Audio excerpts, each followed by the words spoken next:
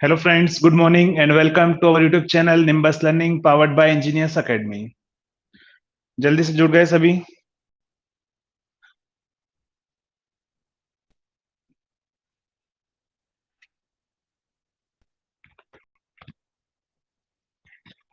Good morning जय।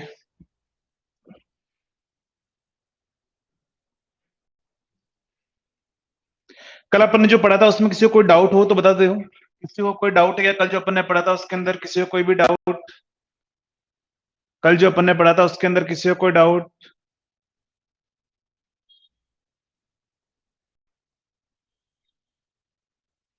Good morning to all of you.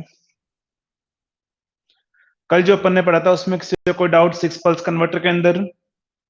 3 pulse, 6 pulse?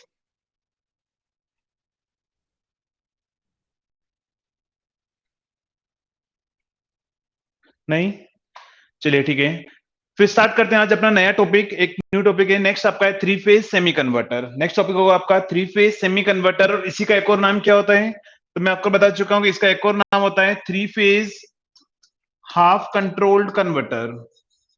Three phase half controlled converter, यानी अगर आपको exam में three phase semi converter या three phase half control converter से question पूछा जाए तो वो इस टॉपिक का क्वेश्चन होगा। और ये ध्यान रखना, अभी तक गेट के अंदर थ्री फेज सेमी कन्वर्टर का एक भी एग्जांपल नहीं आया हुआ है। गेट में थ्री फेज सेमी कन्वर्टर से एक भी एग्जांपल नहीं आया हुआ है, तो इस बार चांस है कि इंपोर्टेंट टॉपिक कौन सा होगा? Three phase semi converter. यहां से वो क्वेश्चन बना सकता है और अच्छे क्वेश्चन यहां से बनते हैं।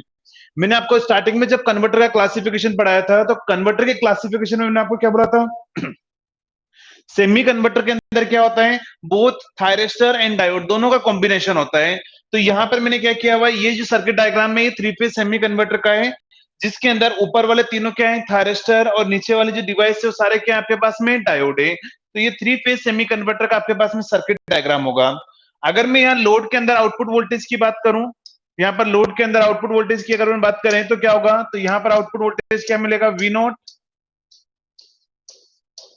तो यहां से अगर मैं बात करूंगी, अगर थायरिस्टर T1 और D2, अगर सपोज T1 और D2 अगर ऑन है तो ये जो प्लस होगा वो T1 के थ्रू कहां जाएगा? R पर, और जो माइनस होगा वो D2 के थ्रू कहां जाएगा? B पर। इसका मतलब इस बार भी आउटपुट में वोल्टेज क्या मिलेगा? VRB के बीच का वोल्टेज मिलेगा, जो कि क्या होता है? आपका लाइन वोल्टेज होता है, फेज वोल्टेज नहीं होता है। फेज वोल्टेज क्या होता है? तो एक फेज और न्यूट्रल के बीच का वोल्टेज होता है। तो मैं यहाँ पे क्या बोल सकता हूँ कि इस सर्किट के अंदर भी क्या होगा? आउटपुट में मुझे ऑलवेज क्या मिलेगा? लाइन वोल्टेज मिलेगा, फेज वोल्टेज यहां पर नहीं आएगा। इसीलिए मैं यहां पर भी अपना रेफरेंस क्या लेके चलूंगा? मैं लाइन वोल्टेज। तो यहां पर मैं लिख के चल रहा हूं, और फेज सीक्वेंस क्या एज्यूम कर रहे हैं? R Y B. तो बताओ लाइन वोल्टेज क्या क्या होंगे? एक वी आर वाई होगा, और वी आर वाई क्या होगा? तो V M L into sine omega T. Next V Y B क्या होगा? तो वी वाई बी क्या होगा? तो V M L into sine omega T minus 120। Next VBR equal to कितना होगा? तो वीबीआर क्या होगा आपके पास में? VML into sine omega T minus 240 degree. तो ये अपन एज्यूम करके चल रहे हैं फेज सीक्वेंस आपका क्या है? आर वाई बी ए, और ये मेरे पास में आउटपुट में सपोज इस तरीके से वोल्टेज मिलेंगे, ठीक है। तो मुझे यहाँ पर अगर इसका एनालिसिस करना है तो किस किस की वेवफॉर्म बनानी है? V R Y, V Y B and VBR, तीनों की वेवफॉर्म यहाँ पर अपने को ड्रॉ करना है। तो देखो V R Y, V Y B और वीबीआर की वेवफॉर्म ड्रॉ करना मैंने आपको बता दिया। ये वी आर वाई की वेवफॉर्म है, ये वी वाई बी की वेवफॉर्म है, और ये वीबीआर की वेवफॉर्म है। तो ये अपन पहले अपन ड्रॉ कर चुके हैं। एजे में पूछ सकता है यहाँ से, एजे में क्वेश्चन पूछा जाता है, वो अच्छे लेवल का क्वेश्चन होता है। हाफ वेव कंट्रोल कन्वर्टर अलग होता है, मैं आपको बता चुका हूं फर्स्ट जब मैंने क्लासिफिकेशन करवाया था। तो हाफ वेव कंट्रोल कन्वर्टर अलग होता है और हाफ कंट्रोल कन्वर्टर अलग होता है। हाफ वेव कंट्रोल कन्वर्टर का मतलब मैंने आपको बताया था वन पल्स कन्वर्टर, या three phase half wave control converter का मतलब थ्री पल्स कन्वर्टर। अगर सिंगल फेज बोलेगा तो वन पल्स होगा हाफ वेव कंट्रोल कन्वर्टर के अंदर, ये ध्यान रखना, मैं पहले बता चुका हूं। ये आपका हाफ कंट्रोल कन्वर्टर है। तो देखो, अगर इस सर्किट में मेरे पास T1 और D2 ऑन है तो बताओ आउटपुट में क्या आएगा? तो प्लस कहां जाएगा? R पर, माइनस इधर से कहां जाएगा? B पर। इसका आउटपुट में क्या आएगा? VRB आएगा, जबकि मेरे पास में वेवफॉर्म किसकी है? VRY, VYB एंड VBR की वेवफॉर्म है। तो मैंने आपको बताया था कि VRB जो होता है उसको मैं क्या लिख सकता हूं? बताओ, माइनस VBR लिख सकता हूं, ठीक है। VRB को अपन क्या लिख सकते हैं, माइनस VBR लिख सकते हैं। तो यहां पर अपन ने क्या किया था बताओ, तो वेवफॉर्म के अंदर जैसे ये VRB की वेवफॉर्म है, तो VBR ड्रॉ कर, ये VBR की वेवफॉर्म है और VRB ड्रॉ करना है, तो मैं क्या करूंगा, इसका अपोजिट माइनस कर दिया, तो ये VRB की वेवफॉर्म हो गई थी। तो ये वेवफॉर्म कैसे आई है मैं आपको पहले बता चुका हूं, पूरा कंप्लीट, ठीक है। तो ये आपकी 3 फेज सप्लाई की वेवफॉर्म रहेगी इस बार। तो देखो यहां पर मैं इसको ऐसा बोल सकता हूं क्या, VBR की वैल्यू आप पुट करो, तो VBR की वैल्यू कितनी है, माइनस, और ये कितना है, VML into sine omega T minus 240 degree. अब देखो, क्या मैं इसको ऐसा लिख सकता हूं क्या, आपको पता होगा -1 का मतलब क्या होता है, -1 को अपन ऐसा लिख सकते हैं क्या, -1 इक्वल टू होता है 1 एट एन एंगल 180 डिग्री। अरे ये तो पता होगा, -1 इक्वल टू क्या होता है, 1 एट एन एंगल 180 डिग्री। क्यों, क्योंकि आपको पता है कि अगर मैं इसको r cos theta plus j sin theta में लिखूं, तो ये क्या होगा, r और cos 180 plus j sin 180। cos 180 कितना होता है, -1, sin 180 कितना होता है, 0, तो -1 निकल के आएगा मेरे पास में। तो -1 को मैं लिख सकता हूँ 1 एट एन एंगल 180। तो क्या मैं इसको ऐसा लिख सकता हूँ क्या, ये तो होगा -1 का मतलब क्या होगा, यहाँ पर 1 एट एन एंगल 180, और यहां से आ जाएगा VML into sine omega T minus 240। तो यहां से आप एक काम करो, 180 एंगल को अंदर लेके जाओगे, क्या इसी को अपन ऐसा लिख सकते हैं क्या, VML into sine omega T minus 240, और ये एंगल अंदर आके क्या हो जाएगा, प्लस 180। तो यहां से क्या आएगा बताओ, इसकी वैल्यू कितनी बचेगी, -60। यानी इसका मतलब है VRB जो होगा वो होगा आपके पास में VML into sine omega T minus 60 degree. इसमें किसी को कोई डाउट तो नहीं है, ये काम आएगा आगे। इसको मैं यूज दूंगा कि VRB की वैल्यू अगर मुझे चाहिए, तो VRB कितना होगा, VML sign omega T minus 60 degree होगा, जब मैं इसको माइनस करूंगा और 180 एंगल को अंदर लेके जाऊंगा। आई थिंक इसमें किसी को कोई डाउट नहीं होगा, क्योंकि ये आप मशीन में भी आप पढ़ते हो, आप पावर स्टेशन में भी यूज करते हो इन सभी को, 3 फेज सप्लाई को, ठीक है, तब समझना। चलो स्टार्ट करते हैं अपन इस सर्किट का एनालिसिस। तो ये आपके पास में क्या है, ये आपका 3 फेज सेमी कन्वर्टर का डायग्राम है। पहले जल्दी से एक काम करो, इनका स्क्रीनशॉट ले लो, जल्दी से स्क्रीनशॉट ले लो इसका सर्किट डायग्राम का।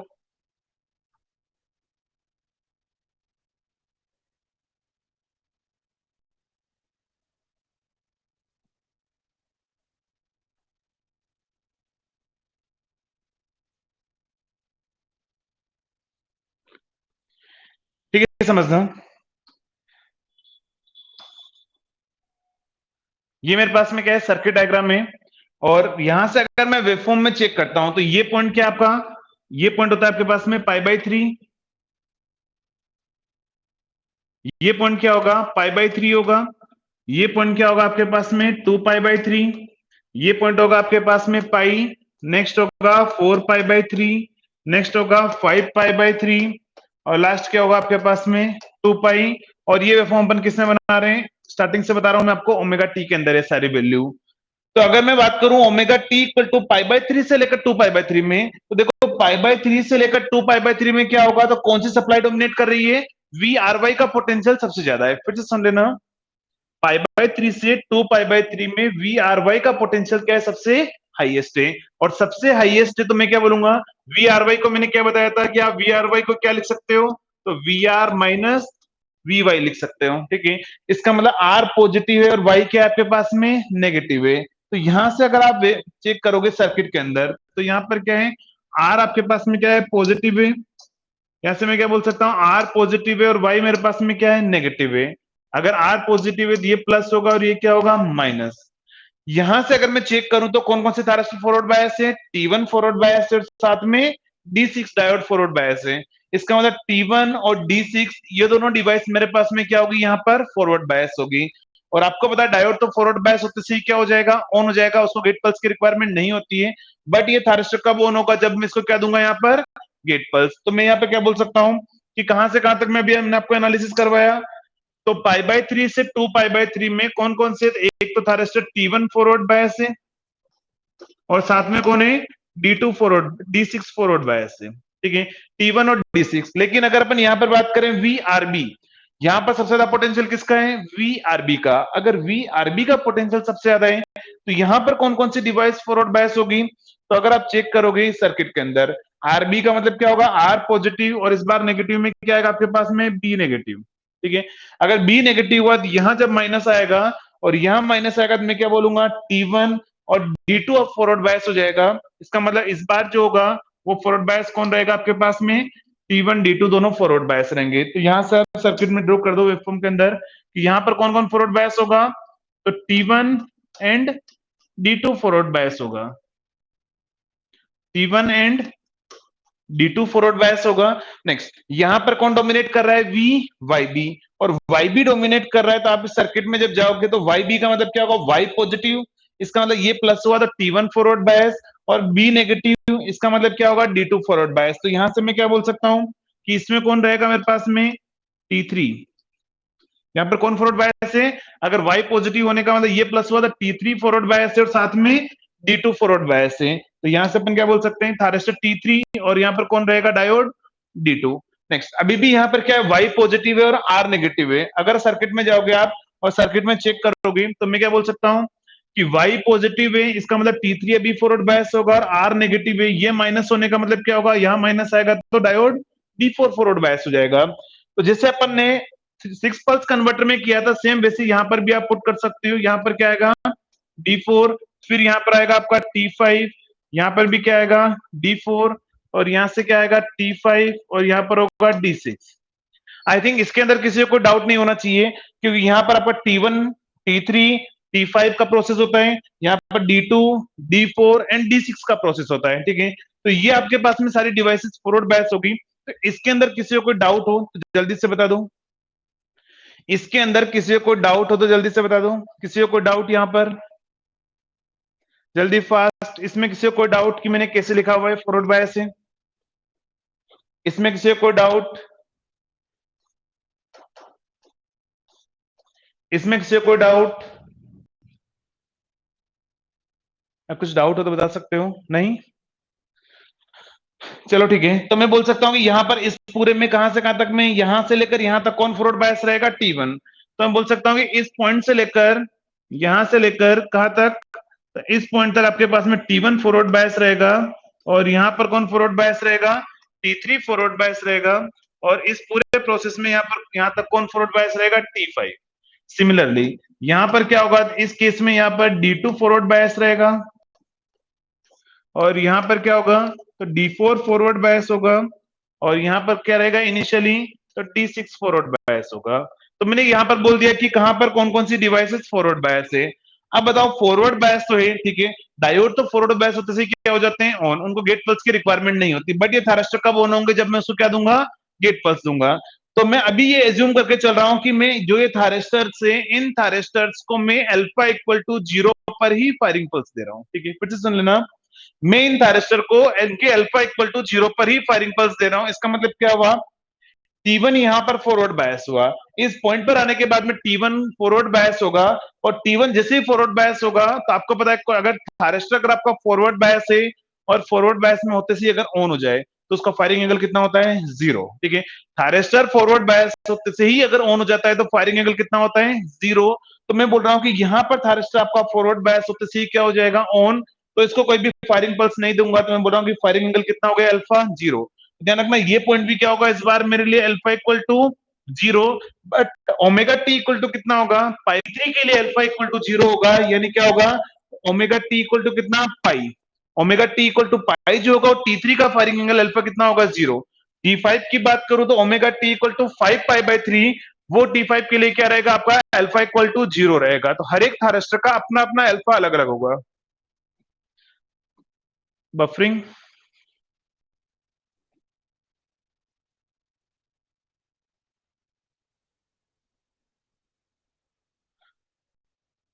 बफरिंग हो रही है,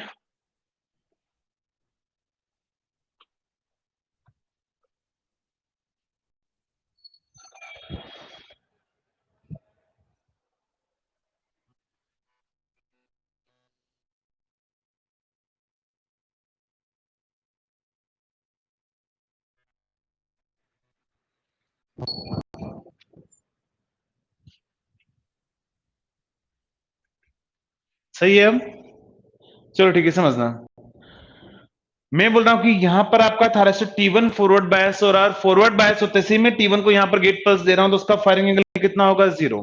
यहां पर T3 फॉरवर्ड बायस हो रहा है, फॉरवर्ड बायस होते से मैं T3 को गेट पल्स दे रहा हूं तो T3 के लिए जो ओमेगा T इक्वल टू पाई होगा वो उसका फायरिंग एंगल अल्फा कितना होगा 0।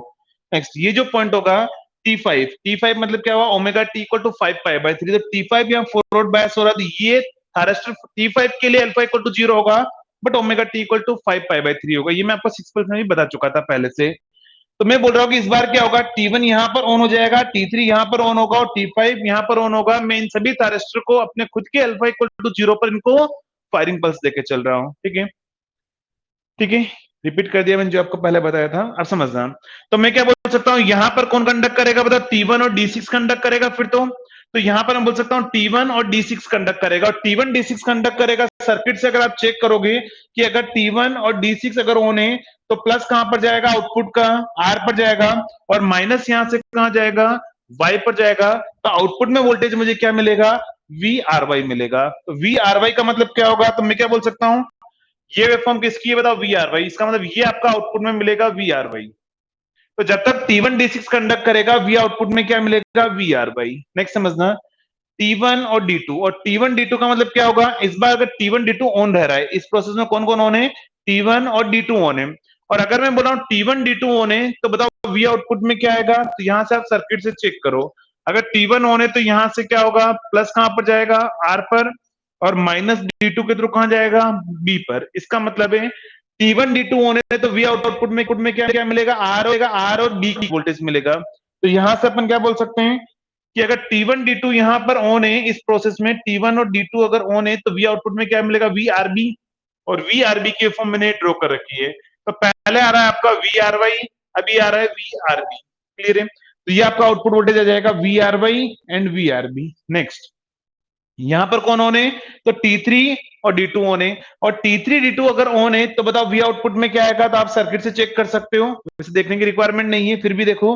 T3 ऑन है तो प्लस कहां पर जाएगा, इस बार Y पर और माइनस इधर से कहां जाएगा, B पर। इसका मतलब आउटपुट में क्या आएगा, VYB आएगा। तो यहां से आप वेवफॉर्म से चेक कर लो, आउटपुट में क्या आएगा, VYB। तो आपको वैसे ही पता लग गया कि ये तो वेवफॉर्म जो कल आ रही थी अल्फा इक्वल टू 0 पर, सेम वही वेवफॉर्म है। तो देखो अल्फा इक्वल टू 0 पर पहले VRY फिर VRB फिर VYB, ये जो आपका आउटपुट वोल्टेज है ये आपका अल्फा इक्वल टू 0 पर आएगा। ऐसा क्यों, तो देखो 6 पल्स में भी अल्फा इक्वल टू 0 पर यही आ रहा था, जबकि 6 पल्स में तीनों नीचे वाले क्या थे, थायरिस्टर। ठीक है, अभी नीचे तीनों वाले क्या है, डायोड है। लेकिन आपको पता है कि अल्फा इक्वल टू 0 पर तो थायरिस्टर एज ए डायोड की तरह काम करता है। अरे अल्फा इक्वल टू 0 पर थायरिस्टर एज ए डायोड की तरह काम करता है। तो मैं क्या बोल सकता हूं कि यहां पर अगर मैं थायरिस्टर लिखूं और मैं अल्फा इक्वल टू 0 पर बात करूं तो चाहे मैं यहां पर थायरिस्टर लिखूं या फिर डायोड लिखूं, आउटपुट वोल्टेज की फॉर्म क्या आएगी, सेम, क्योंकि यहाँ थायरिस्टर भी होगा तो डायोड की तरह काम करेगा। तो मैं क्या बोल सकता हूं, फिर तो मेरे पास में आउटपुट वोल्टेज की फॉर्म ये आएगी। चलो इसको अपन ड्रॉ कर लेते हैं। वी आउटपुट वोल्टेज क्या होगा तो समझना। तो यहां पर क्या आ रहा है, सबसे पहले आपका आउटपुट वोल्टेज आ रहा है VRY। यहां पर क्या आएगा, वी आउटपुट वोल्टेज क्या आएगा, VRY। यहां पर क्या आ रहा था आपके पास में आउटपुट वोल्टेज VRB। तो यहां पर मैंने आपको बताया था VRB वोल्टेज आ रहा है आउटपुट में, तो ये VRB आउटपुट। नेक्स्ट फिर क्या आ रहा है आउटपुट में, T3 और D2 के अकॉर्डिंग क्या आउटपुट आ रहा था, तो यहां से आपके पास में आउटपुट आ रहा था आई थिंक VYB। तो यहां पर क्या आएगा आउटपुट में, VYB।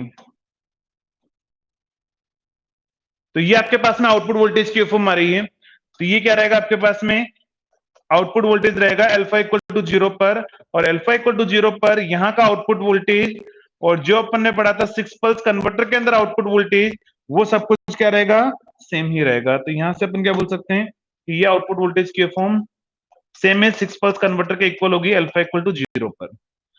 इस वेवफॉर्म में किसी को कोई डाउट, जल्दी से बताओ, इस वेवफॉर्म में किसी को कोई डाउट, इस वेवफॉर्म में किसी को कोई डाउट, किसी को कोई डाउट नहीं। चलो तो मैं क्या बोल सकता हूं, ये मेरे पास में क्या आएगा, आउटपुट वोल्टेज की वेवफॉर्म आएगी। ये कहां पर है बताओ, आपका अल्फा इक्वल टू 0 पर है और वेवफॉर्म क्या है, कंटिन्यूअस है। तो मैं बोल सकता हूं ये मेरे पास में वेवफॉर्म क्या होगी, कंटिन्यूअस वेवफॉर्म होगी। और कंटिन्यूअस कंडक्शन है तो मैंने क्या बोला, यहां पर चाहे लोड कौन सा हो, आपका आर लोड हो, चाहे आपके पास में क्या हो क्वेश्चन में, आर लोड दिया हुआ हो या फिर RL and RLE, with free wheeling diode और साथ में कौन सा लोड दे रखा हो, हाईली इंडक्टिव, हाईली इंडक्टिव। तो भी आपके पास में आउटपुट वोल्टेज की वेवफॉर्म यही होगी। तो ये आपके पास में क्या आएगा, आउटपुट वोल्टेज की वेवफॉर्म कंटिन्यूअस वेवफॉर्म आ रही है। तो जल्दी से एक काम करो, पहले इसका स्क्रीनशॉट ले लो यहां से। पहले सप्लाई वोल्टेज का अगर लेना है तो पहले आप सप्लाई वोल्टेज का स्क्रीनशॉट ले लो।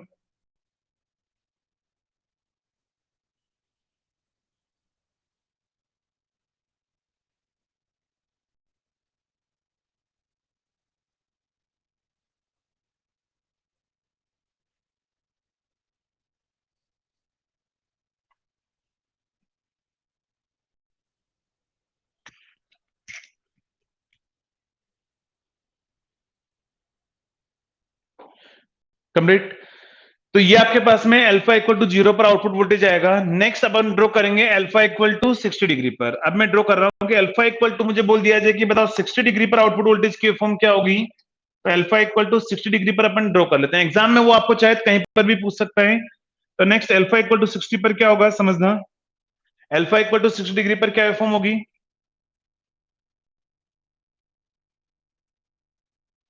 अल्फा इक्वल टू 60 पर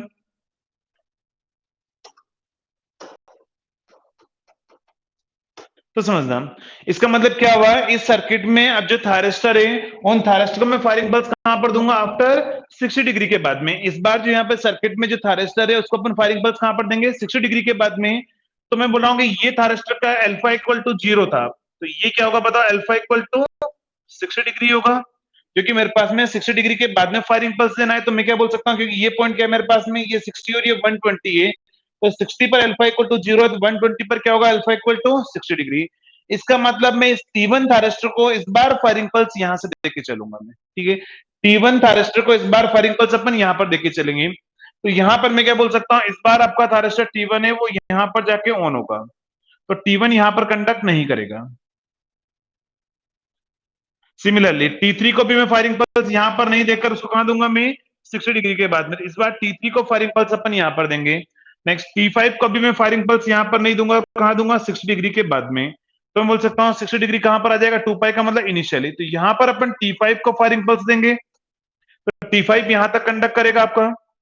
T5 को अपन फायरिंग पल्स देंगे, यहां तक कौन कंडक्ट करेगा, थायरिस्टर T5। इस पूरे में कौन कंडक्ट करेगा आपका, थायरिस्टर T1। और यहां पर पूरा कौन कंडक्ट करेगा इस केस में, तो थायरिस्टर T3 कंडक्ट करेगा। बट आप मुझे बताओ, क्या आप डायोड को भी फायरिंग पल्स दोगे क्या।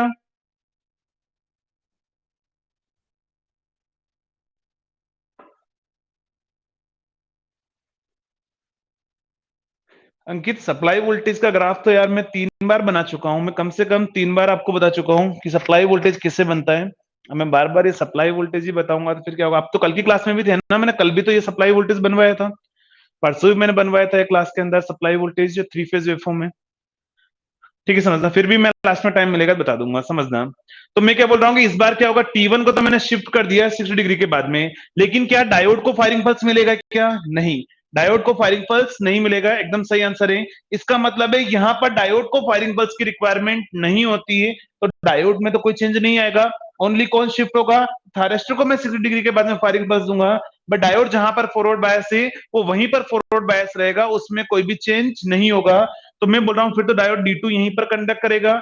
यहाँ पर आपके पास में D2, इसका मतलब क्या हुआ, इस पूरे में कौन कंडक्ट करेगा, T1। यहाँ पर पूरे में कौन कंडक्ट करेगा, D2। इसमें पूरे में कौन कंडक्ट करेगा, T3। इस पूरे में कौन कंडक्ट करेगा, D4।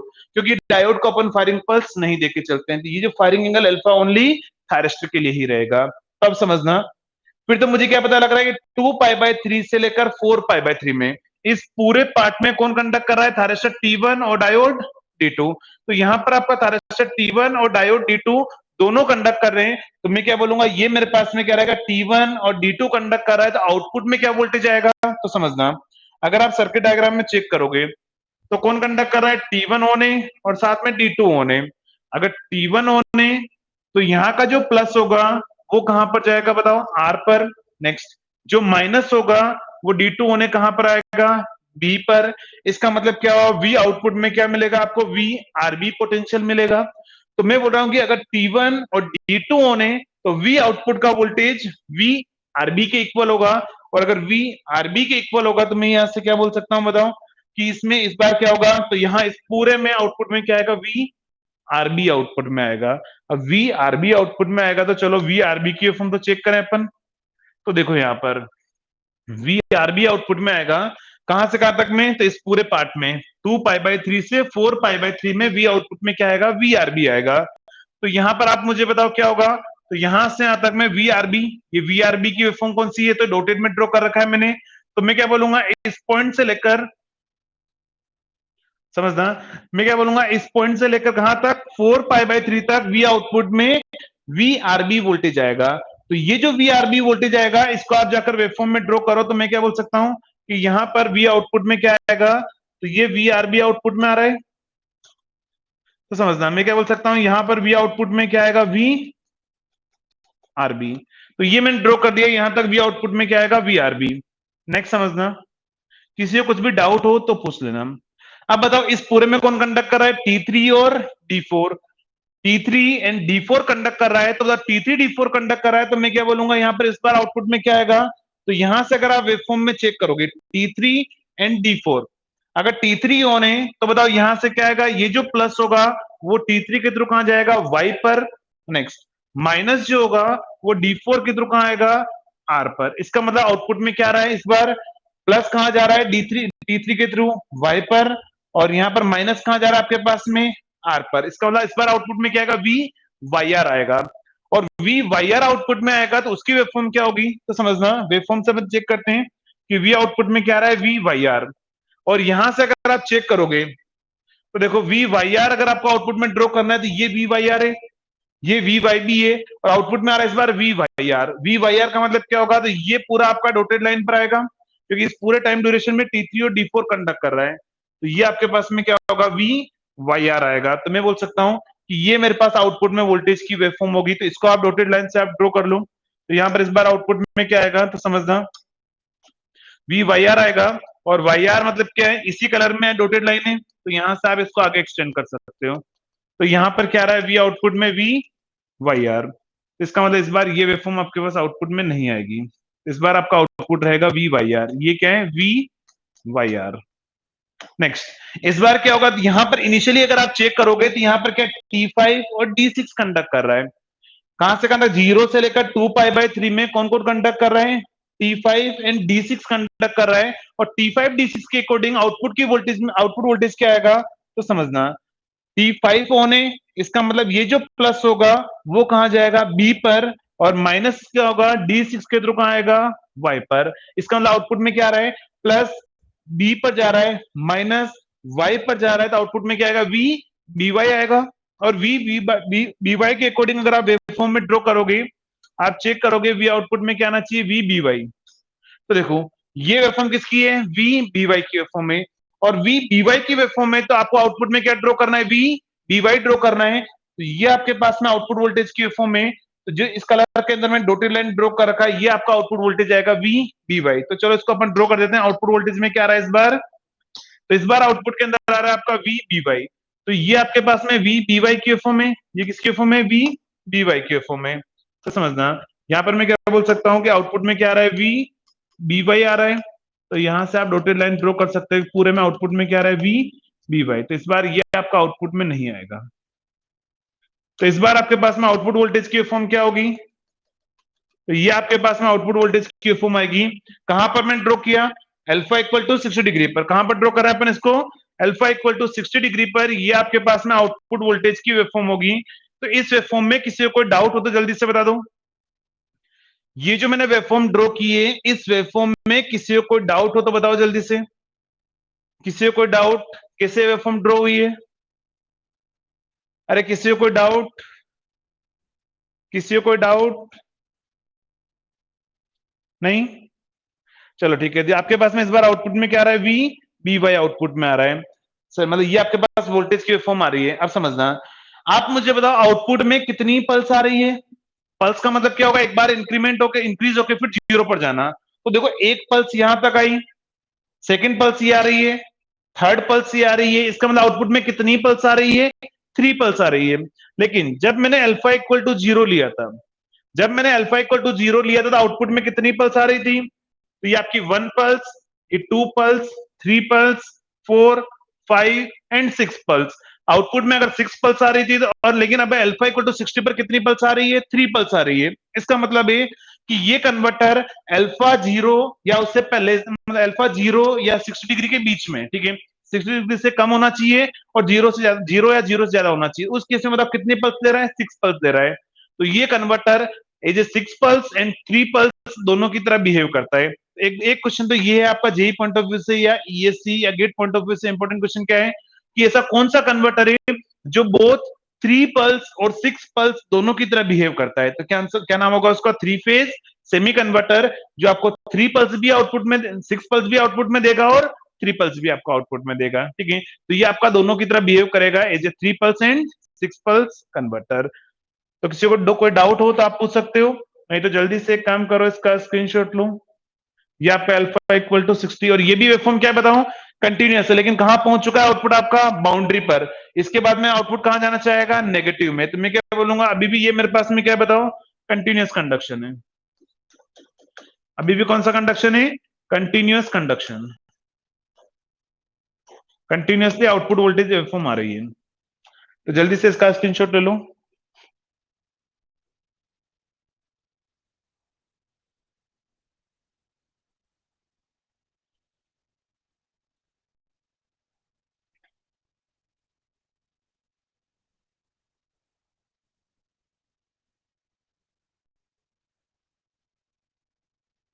कंप्लीट। तो ये आपके पास में कहां रहेगा? अल्फा इक्वल टू 60 डिग्री पर ये आपके पास में आउटपुट वोल्टेज की वेवफॉर्म होगी। नेक्स्ट अब अपन ड्रॉ करते हैं अल्फा इक्वल टू 90 डिग्री पर। इसका टर्न ऑफ टाइम बताऊंगा मैं आपको, आगे बताऊंगा, अभी वेट करो सचिन। इसका अपन सर्किट टर्न ऑफ टाइम वो सारे निकालेंगे आगे जाने के बाद में। अभी एक बार आउटपुट वोल्टेज क्या आ रहा है वो अपन निकाल देते हैं, फिर इनके एवरेज के फॉर्मूले क्या आएंगे वो निकाल देते हैं, उसके बाद में अपन बात करेंगे। तो समझना, अब ये अल्फा इक्वल टू कहां पर था आपका? 60 पर। नेक्स्ट अपन देखते हैं अल्फा इक्वल टू 90 पर क्या होगा। तो समझना, अगर आपसे बोल दिया जाए कि firing angle alpha equal to 90 degree है, तो बताओ उस केस में आउटपुट वोल्टेज की फॉर्म क्या होगी? तो ये जो टाइमिंग डायग्राम था वो किसका था बताओ? अल्फा इक्वल टू किसका था? 60 का। एक काम करूं, मैं थायरस्टर का 30 डिग्री से और शिफ्ट कर दूं, तो ये अल्फा 0 था, ये अल्फा 60 और ये पॉइंट क्या हो जाएगा? Alpha equal to 90। तो मैं क्या बोल सकता हूं कि इस बार जो थायरस्टर T1 ऑन होगा वो इस पॉइंट से ऑन होना चाहेगा, अल्फा 90 है। नेक्स्ट T3 जो होगा, तो T3 के लिए ये पॉइंट क्या होगा बता? अल्फा इक्वल टू 90, क्योंकि ये पॉइंट अल्फा इक्वल टू क्या था उसका? T3 का 60।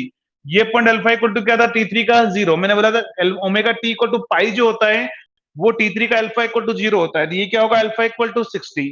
सिमिलरली यहां से आपका T5 अगर आप चेक करोगे तो T5 ये होगा आपका अल्फा इक्वल टू 90 डिग्री। तो समझना, मैं इसको फिर से ड्रॉ कर देता हूं कि क्या वेवफॉर्म आएगी। तो यहां पर मैं बोल सकता हूं कि क्या होगा, कौन कौन से थायरिस्टर कहां पर कंडक्ट करेंगे, और डायोड को तो अपने को चेंज ही नहीं करना है। क्यों? क्योंकि डायोड का फायरिंग पल्स पर कोई भी इफेक्ट नहीं होता है। तो देखो ये पॉइंट जो था आपका थायरिस्टर का अल्फा इक्वल टू 0 था, ये पॉइंट थायरिस्टर T1 का अल्फा इक्वल टू 0 था, तो ये पॉइंट थायरिस्टर T1 का क्या होगा? अल्फा इक्वल टू 90 डिग्री होगा। तो मैं बोल रहा हूं कि यहां पर आपका थायरिस्टर T1 कंडक्ट करेगा, और नेक्स्ट ये जो पॉइंट होगा वो क्या होगा? T3 का अल्फा इक्वल टू 90 होगा, और नेक्स्ट ये जो पॉइंट होगा वो T5 का अल्फा इक्वल टू 90 होगा। ये T5 कंडक्ट कर रहा है और यहां पर कौन आ रहा है? इनिशियली T3, ठीक है। बट ये जो मैं आपको एक्सप्लेन कर रहा हूं ये किस केस में टाइमिंग डायग्राम बना रहा हूं कि मैं एज्यूम करके चल रहा हूं कि मेरा लोड कौन सा है? Highly inductive. फिर से सुन लेना ये वर्ड, ये टाइमिंग डायग्राम में कब बना रहा हूं कि मैं वो एज्यूम करके चल रहा हूं कि मेरा लोड कौन सा है? हाईली इंडक्टिव लोड है। अदरवाइज अगर रजिस्टिव लोड होगा तो ये टाइमिंग डायग्राम नहीं आता है। मैंने 6 पल्स में बताया था, क्योंकि इधर से क्या होगा कि वोल्टेज नेगेटिव में चला जाता है, थायरिस्टर T1 रिवर्स बायस हो जाता है रजिस्टिव लोड में। तो रजिस्टिव लोड में क्या होगा अपन बाद में बात करेंगे, ठीक है। तो समझना, मैं एज्यूम करके चल रहा हूं हाईली इंडक्टिव लोड है, तो आपको पता है load current always remain constant रहेगा और ये थायरिस्टर इस सीक्वेंस में कंडक्ट करेंगे। अब देखो फिर मैं क्या बोल सकता हूं, ये जो आपका टाइमिंग डायग्राम में कहां पर होगा? अल्फा इक्वल टू 90 पर। तो पहले आप मुझे बता दो, तो इस टाइमिंग डायग्राम में किसी को कोई डाउट? इस टाइमिंग डायग्राम में किसी को कोई डाउट? 30 डिग्री शिफ्ट एकदम सही आंसर है आशीष। देखो यहां से क्या होगा, इसमें किसी को डाउट है क्या टाइमिंग डायग्राम के अंदर? नहीं। तो देखो मैं क्या बोल सकता हूं, इस टाइम ड्यूरेशन में अगर आप चेक करोगे कहां से कहां तक में, इस टाइम ड्यूरेशन के अंदर कौन कौन कंडक्ट कर रहा है? T1 और D2। यहां पर इस टाइम ड्यूरेशन में कौन कौन कंडक्ट कर रहा है? T1 D2।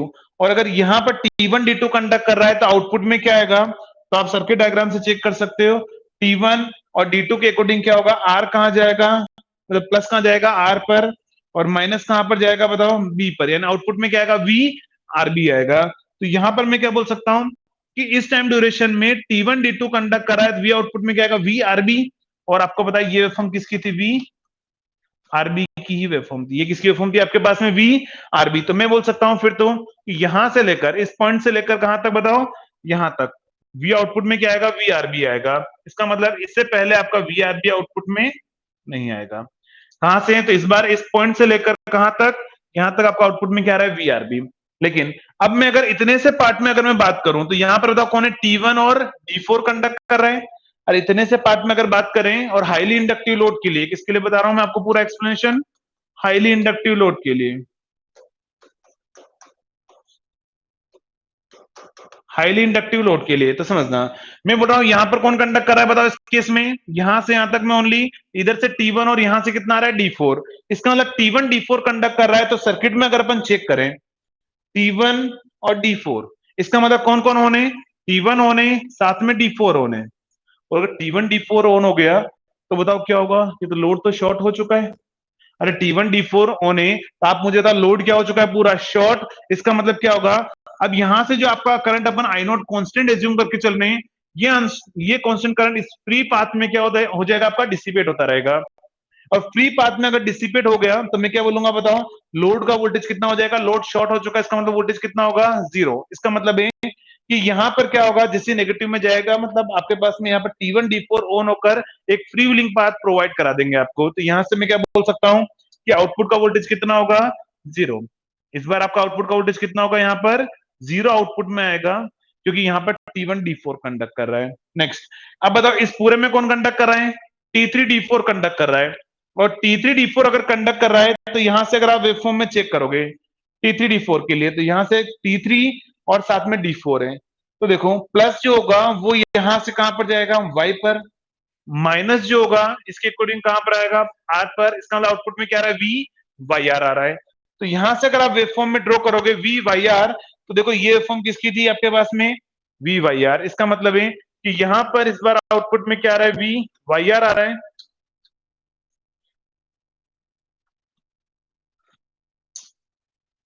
तो आउटपुट में क्या आ रहा है आपके पास में, V YR। तो यहां से क्या आ जाएगा आपके पास में आउटपुट के अंदर V YR। तो यहां पर आपका आउटपुट कितना आ रहा था, 0। तो इस बार आपके पास में आउटपुट में क्या आएगा, V YR आएगा। नेक्स्ट, अब इनिशियली अगर मैं बात करूं तो यहां पर कौन कौन कंडक्ट कर रहा है, T3 एंड D6। T3 और D6 कंडक्ट कर रहे हैं। तो यहां से अगर आप चेक करोगे इस सर्किट से T3 और D6, यानी अगर ये दोनों ऑन है तो बताओ लोड क्या हो चुका होगा, फिर से शॉर्ट। और लोड अगर शॉर्ट हो गया तो बताओ V आउटपुट वोल्टेज कितना हो जाएगा, 0।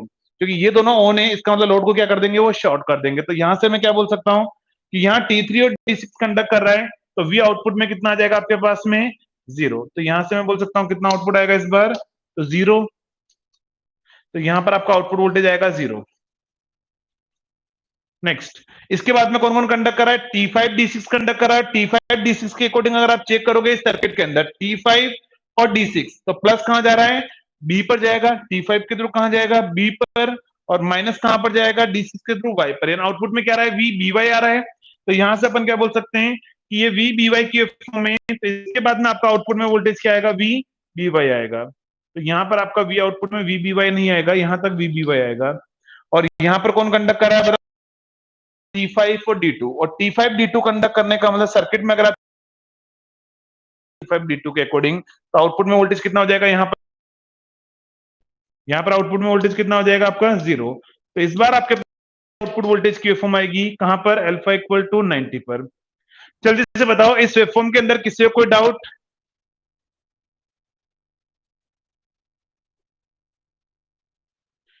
शॉर्ट सर्किट की वजह से, मतलब वो थोड़ी ना, शॉर्ट सर्किट का मतलब है वेरी हाई करंट नहीं है, वो फॉल्ट वाला शॉर्ट सर्किट नहीं है, फॉल्ट वाला शॉर्ट सर्किट नहीं है।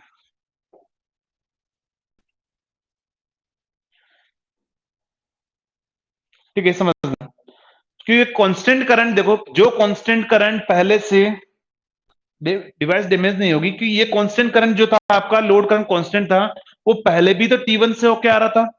और शॉर्ट भी अगर हो गया तो भी इसमें से करंट कितना आ रहा है, कांस्टेंट ही तो आ रहा है। इसका मतलब वो जो कांस्टेंट करंट पहले फ्लो हो रहा था वही बाद में फ्लो हो रहा है, तो यहाँ पर कोई डैमेज होने का चांस नहीं है, ठीक है, डैमेज नहीं होगा, ठीक है, समझना। तो ये मेरे पास में क्या आएगी, आउटपुट वोल्टेज की वेवफॉर्म आएगी, इसमें किसी को कोई डाउट नहीं, इसमें किसी को कोई डाउट नहीं, ठीक है, समझना। तो मैं क्या बोल सकता हूं, यहां पर आपका आउटपुट वोल्टेज 0 आ रहा है, क्योंकि यहां पर क्या हो रहा है, डायोड और थायरिस्टर ऑलरेडी यहां पर फ्री पाथ प्रोवाइड करा रहे हैं, तो अपने को यहां पर क्या होगा, फ्रीव्हीलिंग डायोड की रिक्वायरमेंट नहीं भी होगी। अगर फ्रीव्हीलिंग डायोड नहीं भी होगा तो ये आपका आउटपुट वोल्टेज आएगा। बट अगर इस सर्किट में, अगर इस सर्किट में यहां पर फ्रीव्हीलिंग डायोड और होता, जल्दी से बताओ, अगर यहां सर्किट में फ्रीव्हीलिंग डायोड ऑन होता, अगर फ्रीव्हीलिंग डायोड कनेक्टेड रहेगा तो उस केस में क्या होगा बताओ।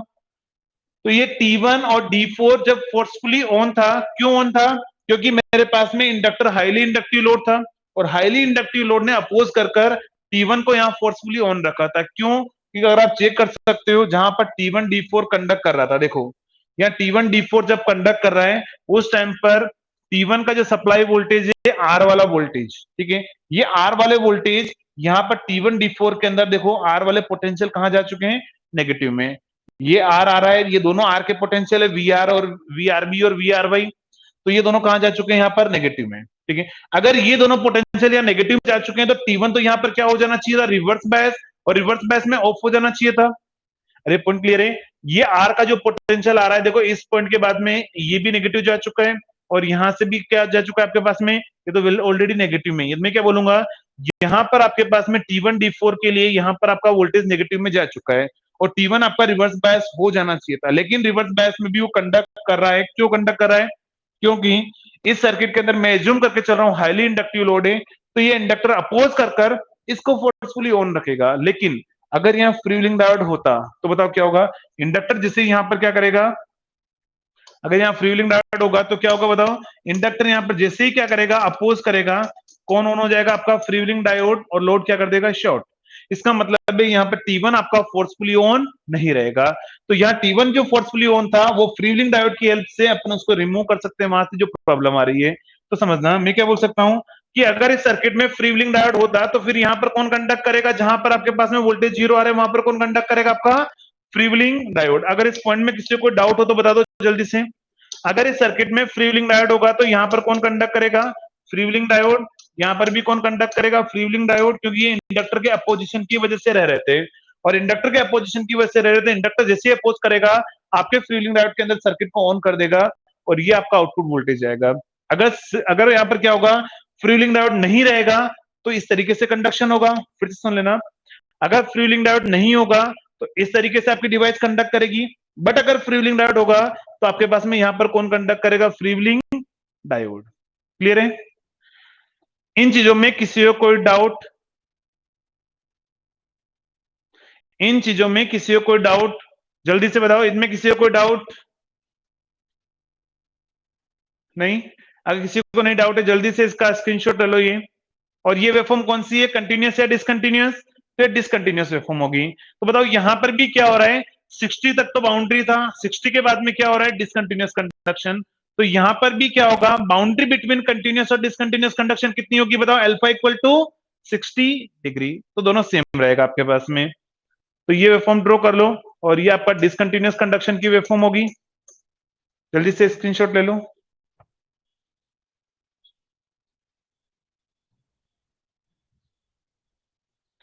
हाँ योगेश एकदम सही है, सेमी कन्वर्टर के अंदर आपका आउटपुट वोल्टेज कभी भी नेगेटिव में नहीं आ सकता है, ठीक है, एकदम सही है।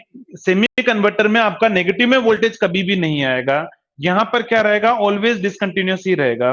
बट मैंने आपको क्या बोला था बताओ, 6 पोल कन्वर्टर में कि अल्फा ग्रेटर देन 60 डिग्री पर कंटिन्यूअस कंडक्शन भी हो सकता है और डिसकंटिन्यूअस भी हो सकता है, डिपेंड करेगा लोड क्या होगा। बट यहां पर क्या रहेगा, ऑलवेज आउटपुट में डिसकंटिन्यूअस वेवफॉर्म ही आएगी, कभी भी आपका नेगेटिव में नहीं जाएगा। क्यों, क्योंकि अगर फ्रीव्हीलिंग डायोड है तो यह फ्रीव्हीलिंग डायोड कंडक्ट कर रहा है, फ्री पाथ प्रोवाइड करा रहा है। फ्रीव्हीलिंग डायोड अगर नहीं है तो खुद डिवाइसेस फ्री पाथ प्रोवाइड करा रही, तो यहां पर आउटपुट में नेगेटिव वोल्टेज कभी भी नहीं आएगा। क्लियर है, तो ठीक है समझना।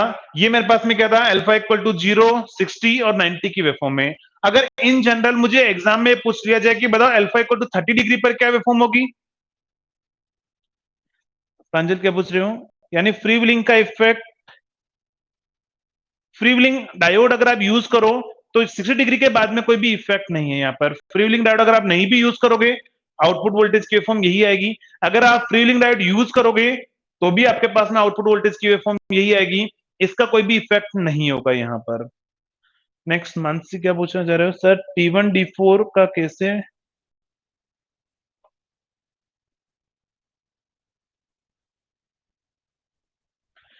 T1 D4 केस में करंट I0 आउटपुट कैसे फ्लो करेगा? ठीक है, समझना।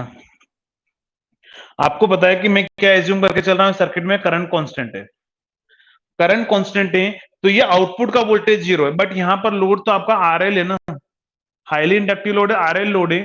तो आप मुझे बताओ कि अगर मेरे पास में ये ऑफ हो गया तो इंडक्टर यहां अपोज करेगा और अपोज करके अपना पोटेंशियल चेंज करेगा। तो इंडक्टर अपना पोटेंशियल चेंज करके इसको फोर्सफुली ऑन रखेगा। तो ओनली इंडक्टर थोड़ी ना, यहाँ पर RL लोड है तो मैं बोल रहा हूं ओवरऑल लोड का वोल्टेज जीरो है, ना कि मैं इंडक्टर का वोल्टेज जीरो कर रहा हूं। ये इंडक्टर अपोज करके अपने अंदर क्या करेगा, करंट चेंज होने की वजह से या सडन चेंज इन करंट होने की वजह से according to Lenz law inductor अपने अंदर पोटेंशियल जनरेट करेगा।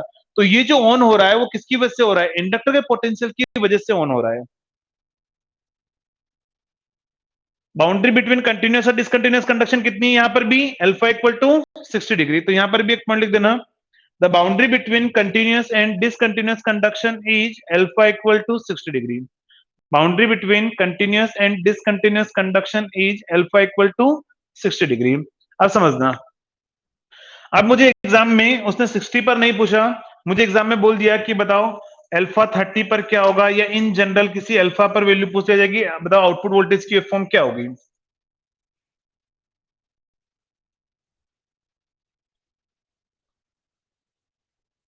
ठीक है, समझना। तो ये आपका अल्फा इक्वल टू जीरो था, तो यहां पर मुझे क्या करना है, इस बार अल्फा इक्वल टू मैं 30 डिग्री पर वेवफॉर्म ड्रॉ करा रहा हूं, क्योंकि देखो एग्जाम में एग्जामिनर की मर्जी, वो कैसी भी वेवफॉर्म आपको पूछ सकता है, तो आपको सब कुछ ड्रॉ करना आना चाहिए। तो मैं यहाँ पर बोल रहा हूँ कि अल्फा इक्वल टू 30 डिग्री पर वेवफॉर्म क्या होगी, अगर आपको पूछ रहे तो क्या करोगे। तो ये अल्फा इक्वल टू जीरो था, तो ये पॉइंट क्या रहेगा बताओ, थायरिस्टर T1 के लिए अल्फा इक्वल टू 30 डिग्री रहेगा। तो मैं बोल सकता हूँ ये पॉइंट मेरे लिए होगा alpha equal to 30 degree T1 के लिए। इसका मतलब T1 यहां से कंडक्ट करना स्टार्ट होगा, D2 यहां आपके पास में T1 पहले यहां से यहां तक ऑन था और ये D2 का आपके पास में था फॉरवर्ड बायस, तो D2 को भी अपन फायरिंग पल्स 30 डिग्री के बाद में देंगे। यहां पर T1 कंडक्ट करेगा, यहां पर आपका D2, और यहां पर क्या है, सॉरी D3 T3, और यहां पर क्या आएगा आपके पास में T5, और इनिशियली क्या होगा T5। यानी मैंने कुछ नहीं किया, जो आपका अल्फा इक्वल टू जीरो पर जो थायरिस्टर थे वो यहां से यहां तक में था, फिर T3 यहां तक था, उनको 30 डिग्री से शिफ्ट कर दिया। बट मैंने आपको क्या बोला कि डायोड तो यहाँ पर शिफ्ट नहीं होंगे, इसका मतलब यहाँ पर कौन कंडक्ट करेगा, आपका डायोड D2, क्योंकि उसमें फायरिंग एंगल का कोई इफेक्ट नहीं होगा। यहाँ पर कौन कंडक्ट करेगा, आपका D4, और यहाँ पर कौन कंडक्ट करेगा, D6। तो ये जो आपका टाइमिंग डायग्राम होगा वो कहां पर होगा बताओ, आपके पास में अल्फा इक्वल टू 30 डिग्री पर। अब आउटपुट वोल्टेज की फॉर्म क्या होगी समझना, अगर मैं यहां से यहां तक मैं बात करूं, किसमें, इस पॉइंट से लेकर यहां तक में, अगर मैं यहां तक मैं चेक करूं तो कौन कौन सी डिवाइसेस ऑन है, T1 और D6। फिर से समझ लेना, इस टाइम ड्यूरेशन में कौन कौन सी डिवाइसेस ऑन है, T1 एंड D6, और T1 D6 ऑन है तो उसके अकॉर्डिंग अनिल कुमार अभी अपन इफेक्ट ऑफ सोर्स इंडक्टेंस पर अभी तक नहीं आए हैं, ठीक है। इफेक्ट ऑफ सोर्स इंडक्टेंस इसके बाद में डिस्कस होगा। अभी सेमी कन्वर्टर चल रहा है, 3 फेज सेमी कन्वर्टर, इसके बाद में सिंगल फेज सेमी कन्वर्टर होगा, और सिंगल फेज सेमी कन्वर्टर के बाद में मैं आपको एक्सप्लेन करूंगा इफेक्ट ऑफ सोर्स इंडक्टेंस, ठीक है। तो तब तक वेट करो आप। तो समझना यहाँ पर क्या होगा, T1 और D6 हो रहा है, T1 D6 ऑन है तो आउटपुट में क्या वोल्टेज आएगा, तो चलो अपन वेवफॉर्म में ड्रॉ करते हैं कि T1 D6 अगर ऑन है तो आउटपुट में क्या वोल्टेज आएगा, समझना। T1 D6 के अकॉर्डिंग आउटपुट में क्या आएगा, तो चलो वेवफॉर्म में चेक करते हैं, पर T1 D6 के अकॉर्डिंग क्या आएगा समझना।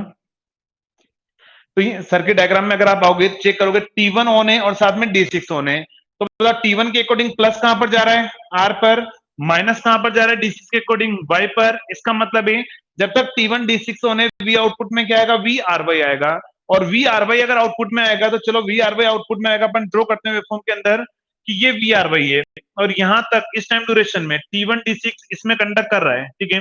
और T1 D6 अगर यहां पर ऑन है तो V आउटपुट में आप VRY ड्रॉ कर दो।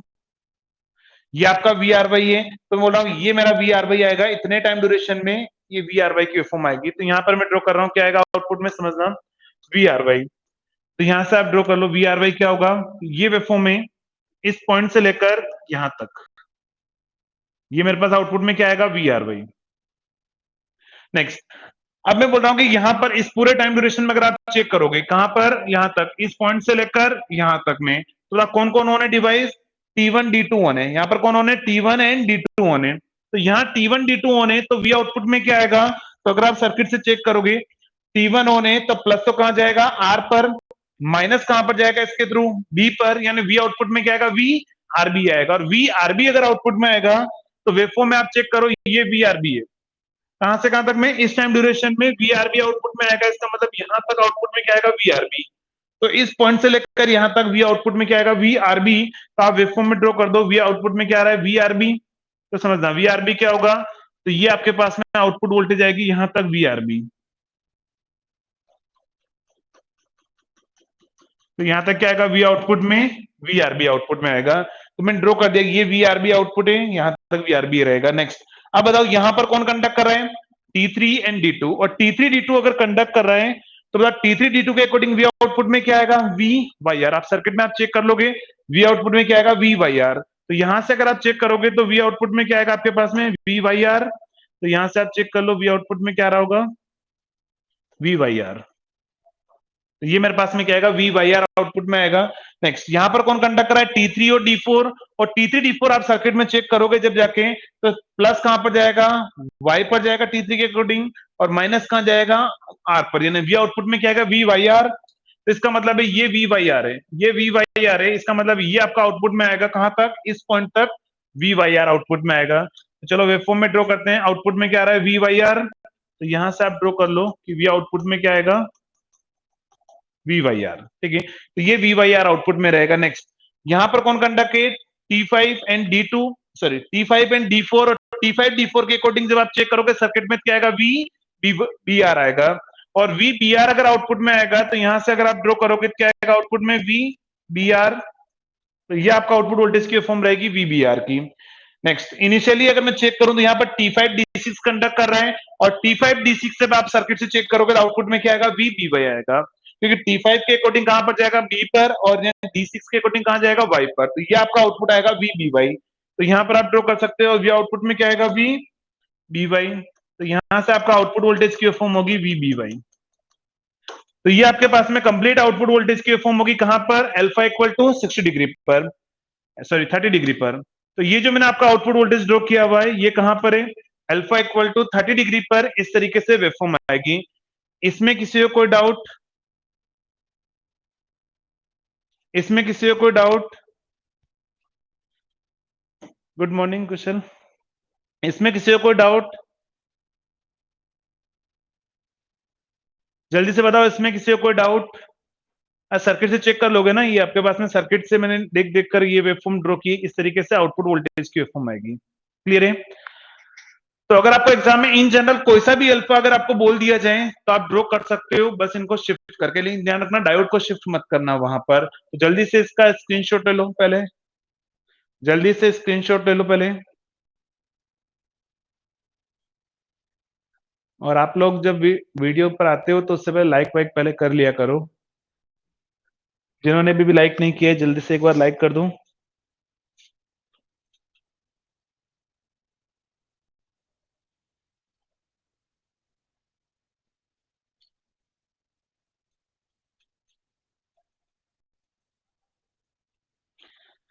अब समझना, अब आपको एग्जाम में पूछा जाएगा कि बताओ एवरेज आउटपुट वोल्टेज क्या होगा, लेकिन यहां पर भी क्या है, अल्फा लेस देन और 6 पल्स आएगा। हाँ ठीक है, अल्फा लेस देन 60 डिग्री पर क्या रहेगा आपके पास में, 6 पल्स आउटपुट में आएगा। देखो अभी भी 6 पल्स आउटपुट में आ रहा है, आप चेक कर सकते हो। अल्फा ग्रेटर देन या इक्वल टू 60 पर क्या आएगा आपके पास में, 3 पल्स ही आउटपुट में आएगा, तो वो 3 पल्स की तरह काम करेगा। सर टाइम पीरियड क्या रहेगा, हाँ अभी चेक करेंगे, अभी अपन टाइम पीरियड क्या होगा, अभी कंप्लीट नहीं हुआ है, समझना। अभी अपन इसको चेक करेंगे कि टाइम पीरियड क्या रहेगा, एक बात समझो, फिर आपको कुछ डाउट नहीं, लास्ट में पूछूंगा आपको कोई डाउट तब बताना। तो समझना, ये मेरे पास में आउटपुट वोल्टेज की फॉर्म आ रही है। अब आपको एग्जाम में पूछा जाएगा कि बताओ एवरेज आउटपुट वोल्टेज क्या होगा। अब एवरेज आउटपुट वोल्टेज क्या होगा, चलो अपन निकालते हैं। पहला फर्स्ट आपको एग्जाम में पूछा जाएगा कि एवरेज आउटपुट वोल्टेज क्या होगा। Average output voltage, average output voltage क्या होगा? तो मैंने क्या बोला, यहां पर भी दो केस है, अल्फा लेस देन और इक्वल टू 60 डिग्री, और उस पर क्या बताओ, कंटिन्यूअस कंडक्शन। कंटिन्यूअस कंडक्शन, तो अल्फा लेस देन और लेस देन 60 डिग्री पर अगर मैं ड्रॉ करूं तो क्या रहेगा मेरे पास में, कंटिन्यूअस कंडक्शन है। लेस देन और इक्वल टू पर भी कंटिन्यूअस कंडक्शन है, चलो दोनों ही लिख दो, कोई दिक्कत नहीं है।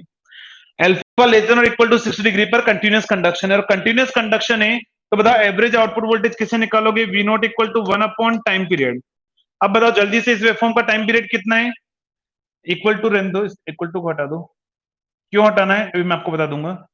अल्फा लेस देन 60 के लिए मैं फॉर्मूला डिराइव कर रहा हूं, जल्दी से बताओ टाइम पीरियड कितना है आउटपुट वोल्टेज की वेवफॉर्म का। इस बार आउटपुट वोल्टेज की वेवफॉर्म का टाइम पीरियड कितना है?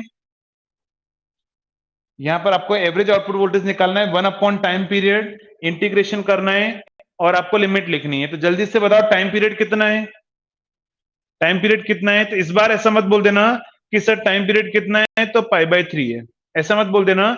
देखो अगर आप वेवफॉर्म में चेक करोगे, इन जनरल अल्फा की बात कर रहा हूं मैं, तो यहां से आप मुझे बता, क्या π/3 टाइम में रिपीट हो रही है क्या वेवफॉर्म? नहीं। आप चेक करोगे तो कहां पर है, 2π/3 के अंदर क्या रहेगा, यहां पर वेवफॉर्म का रिपीटेशन हो रहा है। तो इस बार टाइम पीरियड आपका π/3 नहीं होकर 2π/3 रहेगा, लेकिन 6 पल्स में टाइम पीरियड कितना था आपका, π/3 था। तो मैं बोल सकता हूं इस बार टाइम पीरियड कितना रहेगा इन जनरल अल्फा के लिए, तो ये रहेगा आपके पास में टाइम पीरियड 2π/3। तो इस बार मैं वेवफॉर्म को इंटीग्रेट करूंगा 2π/3 टाइम पीरियड के अंदर। तो चलो ठीक है, मुझे पता लग गया कि टाइम पीरियड तो कितना है, 2π/3। अब लिमिट कहां से कहां तक होगी, तो लिमिट अपन चेक करते हैं, और यहाँ इंटीग्रेशन किसका होगा तो वो भी अपन चेक करते हैं। तो वेवफॉर्म में आ जाओ फिर से, और वेवफॉर्म में आके अपन चेक करेंगे कि लिमिट कहां से कहां तक होगी। तो समझना ये क्या है, वी आर वाई, तो मैं इसका नाम लिख देता हूं कि ये आउटपुट किसका था, ये आउटपुट है आपका वी आर वाई आउटपुट है। और ये क्या आपके पास में, तो ये किसकी वेवफॉर्म थी, वी आर बी की वेवफॉर्म है। चलो ठीक है, समझना अब देखो यहां पर थोड़ा सा इंटरेस्टिंग रहेगा। अगर मैं यहां से लेकर यहां तक मैं इंटीग्रेट करूं, तो आप मुझे बताओ इस बार मैंने फायरिंग एंगल कितना लिया था, अल्फा, अगर 30 डिग्री, और मैं बोल रहा हूं अल्फा इक्वल टू, अगर मैंने 30 डिग्री इस बार लिया हुआ है firing angle, alpha equal to 30 degree, तो बताओ ये ओमेगा टी पॉइंट था, और ये ओमेगा टी इक्वल टू कितना है, π/3, और मैं कितने डिग्री के बाद में फायरिंग पल्स दे रहा हूं, 30 डिग्री के बाद में। तो ये पॉइंट π/3 है, और प्लस अल्फा से देखो आपका आउटपुट स्टार्ट हो रहा है। तो मैं क्या बोलूंगा, ये जो पॉइंट होगा मेरे लिए कौन सा होगा बताओ, तो ये पॉइंट होगा मेरे पास में π/3 प्लस अल्फा, यानी यहां से मेरा आउटपुट स्टार्ट हो रहा है ओमेगा टी के रेस्पेक्ट में, लेकिन π/3 प्लस अल्फा से लेकर ओमेगा टी इक्वल टू ये पॉइंट कितना है, 2π/3। अरे ये पॉइंट कितना है, 2π/3। तो मैं क्या बोल सकता हूं, π/3 प्लस अल्फा से लेकर 2π/3 में तो वी आर वाई आउटपुट में आ रहा है, क्लियर है। π/3 प्लस अल्फा से 2π/3 में वी आर वाई आउटपुट में आ रहा है, लेकिन 2π/3 से लेकर इस पॉइंट तक, ठीक है, 2π/3 से लेकर इस पॉइंट तक, अब ये पॉइंट कौन सा होगा, तो देखो मैंने यहां पर अल्फा 30 दिया, तो 30 के बाद में फॉर्म स्टार्ट हुई, और आगे कितना शिफ्ट हो गई, 30 से शिफ्ट हो गई। तो बताओ ये पॉइंट कौन सा होगा, तो बताओ ये पॉइंट क्या है आपके पास में, पाई, ये पॉइंट है ओमेगा टी इक्वल टू ये पॉइंट है पाई, और प्लस कितने से शिफ्ट हो गई बताओ, अल्फा से। इसका मतलब ये पॉइंट क्या होगा बताओ, पाई प्लस अल्फा। इसका मतलब मैं क्या बोल सकता हूं कि π/3 प्लस अल्फा से लेकर 2π/3 में तो वी आर वाई आउटपुट में आ रहा है, और 2π/3 से लेकर पाई प्लस अल्फा में वी आर बी आ रहा है। ये इस चीज में किसी को कोई डाउट, और ये लिमिट कैसे लिखी इसमें किसी को कोई डाउट, जल्दी से बताओ, लिमिट में किसी को कोई डाउट, जो मैंने लिमिट लिखा हुआ है इसमें किसी को कोई डाउट। π/3 प्लस अल्फा से 2π/3 में वी आर वाई आउटपुट में आ रहा है, और 2π/3 से पाई प्लस अल्फा में वी आर बी आ रहा है, इसमें किसी को कोई डाउट नहीं। तो चलो समझना, अब मुझे इंटीग्रेशन करना है, तो मैं क्या बोलूंगा बताओ, π/3 प्लस अल्फा से लेकर 2π/3 में आउटपुट क्या आ रहा है बताओ, वी आर वाई आउटपुट में आ रहा है, प्लस 2π/3 से लेकर कहां तक, पाई प्लस अल्फा में वी आउटपुट क्या आ रहा है, तो वी आर बी आ रहा है, इंटू डी ओमेगा टी के रेस्पेक्ट में मुझे इसको इंटीग्रेट करना है, डी ओमेगा टी के रेस्पेक्ट में इंटीग्रेट करना है, क्योंकि अपन ने लिमिट डी ओमेगा टी की लिखी हुई है। तो इस बार ये आपका इंटीग्रेशन रहेगा, इस बार ये आपके पास में क्या होगा, इंटीग्रेशन होगा। तो देखो वी आर वाई मैंने आपको लिखा दिया था, वी आर वाई मैंने क्या माना था बताओ? तो वी आर वाई मैंने एज्यूम किया था VML into sine omega T. But V R B मैंने आपको वैल्यू निकलवाई थी सर्किट के अंदर, आपको पता हो तो यहां पर मैं सर्किट डायग्राम में सोल्व करवाकर मैंने वी आर बी की वैल्यू आपको निकलवाई। वी आर बी की वैल्यू क्या आई थी? VML into sine omega T minus 60 degree. तो ये मैं आपको निकलवा चुका हूं, तो मैं यहाँ पर डायरेक्ट वैल्यू पुट कर रहा हूं कि यहाँ पर क्या आएगा बताओ? तो यहां पर आएगा VML into sine omega T minus 60 degree. इसका मतलब क्या हुआ? वी आर वाई की जगह ये वैल्यू पुट करूंगा, वी आर बी की जगह पर ये वैल्यू पुट करूंगा, तो फिर मेरे पास में एवरेज आउटपुट वोल्टेज का फॉर्मूला आ जाएगा। चलो एक काम करो, वैल्यू पुट करो जल्दी से। तो यहां से क्या आएगा? वी आर वाई की जगह पर क्या पुट करोगे आप? तो वी नॉट इक्वल टू होगा 1 अपॉन टाइम पीरियड, तो कितना है? 2 पाई by 3। Next pi by three plus alpha से लेकर पाई by 3 plus alpha two 2 pi by 3 में क्या आ रहा है? तो यहां पर आउटपुट आ रहा है VML into sine omega T into D omega T. Next plus कहां से? तो 2 पाई बाई 3 से लेकर पाई प्लस अल्फा में आपका आउटपुट क्या आ रहा है? तो यहां से आ रहा है VML into sine omega T minus 60 degree into D omega T, और इसको आप इंटीग्रेट कर लो। तो यहां से देखो वीएमएल और वीएमएल कॉमन आ जाएगा, तो मैं यहां पर कॉमन ले रहा हूं, वीएमएल कॉमन आ गया। तो वीएमएल अगर कॉमन ले लिया तो यहां से वी नॉट इक्वल टू क्या आएगा? 3 VML divide by 2 pi. Next sine का इंटीग्रेशन आपको पता ही है, कोस ऑफ लोअर लिमिट कितनी है? पाई by 3 plus alpha minus cos of upper limit कितनी है? 2 पाई बाई 3। नेक्स्ट प्लस यहां पर क्या आएगा? Sine cos of lower limit minus cos of upper limit. तो कोस ऑफ लोअर लिमिट कितनी होगी बताओ? तो यहां से अगर आप पुट करोगे इसके अंदर कोस ऑफ लोअर लिमिट यानी 120 माइनस 60, ये कितना हो जाएगा? Cos of 120 minus 60 minus cos of upper limit कितनी है इस बार? तो अपर लिमिट अगर आप चेक करोगे, तो क्या थी आपकी? Pi plus alpha. तो यहां पर मैं क्या बोल सकता हूं? माइनस कोस ऑफ, यहां से क्या आ जाएगा बताओ? यहां से क्या आएगा आपके पास में? ओमेगा टी की जगह क्या आएगा? पाई प्लस अल्फा और माइनस कितना है? 60 डिग्री। तो जल्दी से इसमें बताओ, इसमें किसी को कोई डाउट? ये कैसे लिमिट लिखा हुआ है मैंने? इसमें किसी को कोई डाउट? वी आर वाई कुशल कैसे है? V R Y 60 minus alpha कैसे है? 60 प्लस अल्फा है ना वी आर वाई, तो आपका 60 प्लस अल्फा से स्टार्ट हो रहा है ना, 60 माइनस अल्फा से तो स्टार्ट नहीं हो रहा है, 60 प्लस अल्फा से स्टार्ट हो रहा है। ठीक है समझना? नेक्स्ट अब मैं अगर इसको सोल्व करता हूं तो बताओ, कोस 2 पाई बाई 3 की वैल्यू इतनी तो आपको पता होगी कि कोस 2 पाई बाई 3 कोस 120 होता है माइनस 1/2। तो माइनस माइनस क्या हो जाएगा? ये प्लस। तो यहां से क्या आएगा?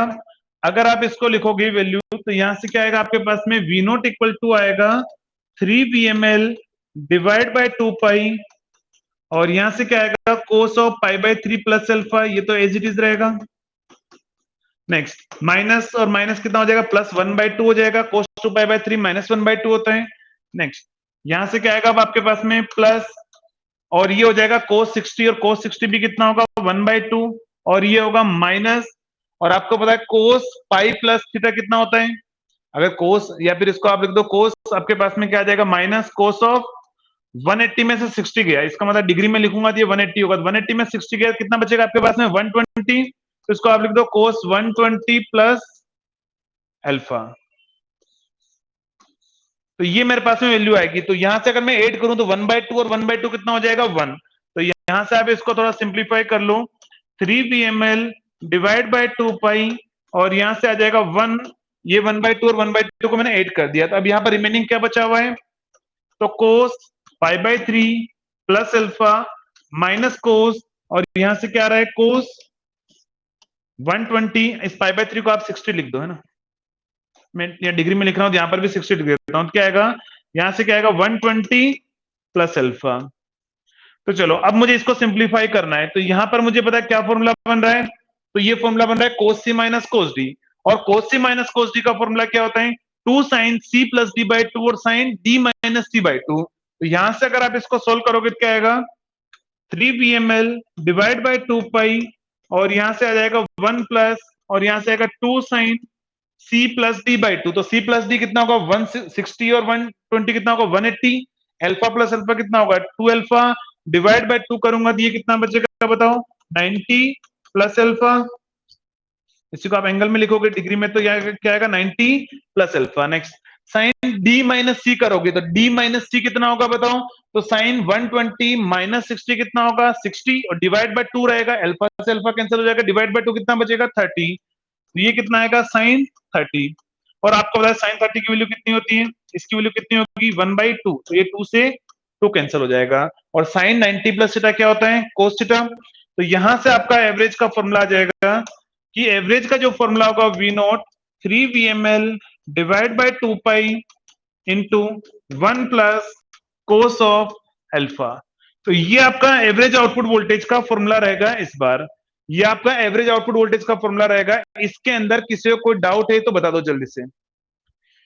इसके अंदर किसी को कोई डाउट है तो बता दो जल्दी से। ये आपका एवरेज आउटपुट वोल्टेज का फॉर्मूला रहेगा। किसी को कोई डाउट किसी को कोई डाउट जल्दी फास्ट। अभी तक इसके ऊपर गेट में कोई भी क्वेश्चन नहीं आया हुआ है ध्यान रखना। इस डेरिवेशन में किसी को कोई डाउट नहीं। अच्छा ठीक है पावर इलेक्ट्रॉनिक्स के लिए कौन सी बुक पढ़ते हो आप लोग। पावर इलेक्ट्रॉनिक्स के लिए कौन सी बुक पढ़ते हो।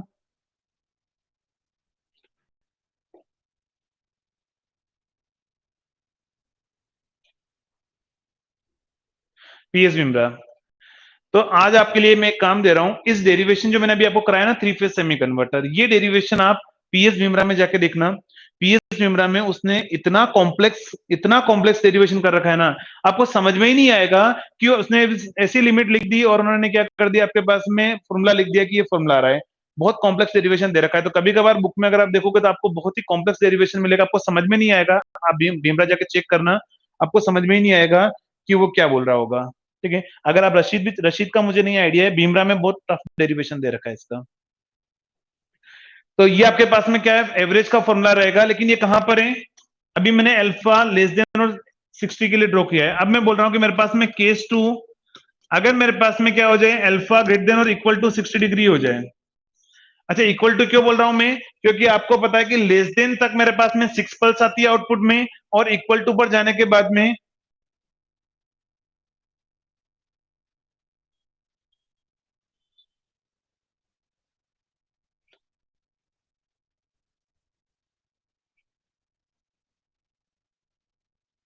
अच्छा ठीक है चलो सही है फिर भी एक बार चेक तो करना जाने के बाद में। तो देखो मैं बोल रहा हूं अगर अल्फा ग्रेटर देन और इक्वल टू 60 क्यों बोला क्योंकि मैंने क्या बोला था जैसे अल्फा इक्वल टू 60 हो रहा है आउटपुट में 3 पल्स आ जा रही थी।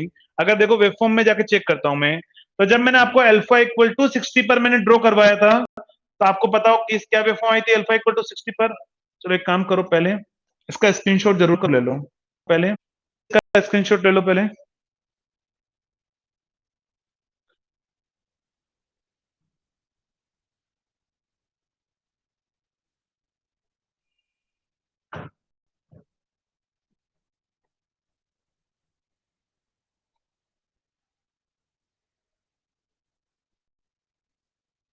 ठीक है समझना जब मैंने आपको अल्फा इक्वल टू 60 पर मैंने ड्रॉ करवाया था तो आपकी वेवफॉर्म इस तरीके से आ रही थी।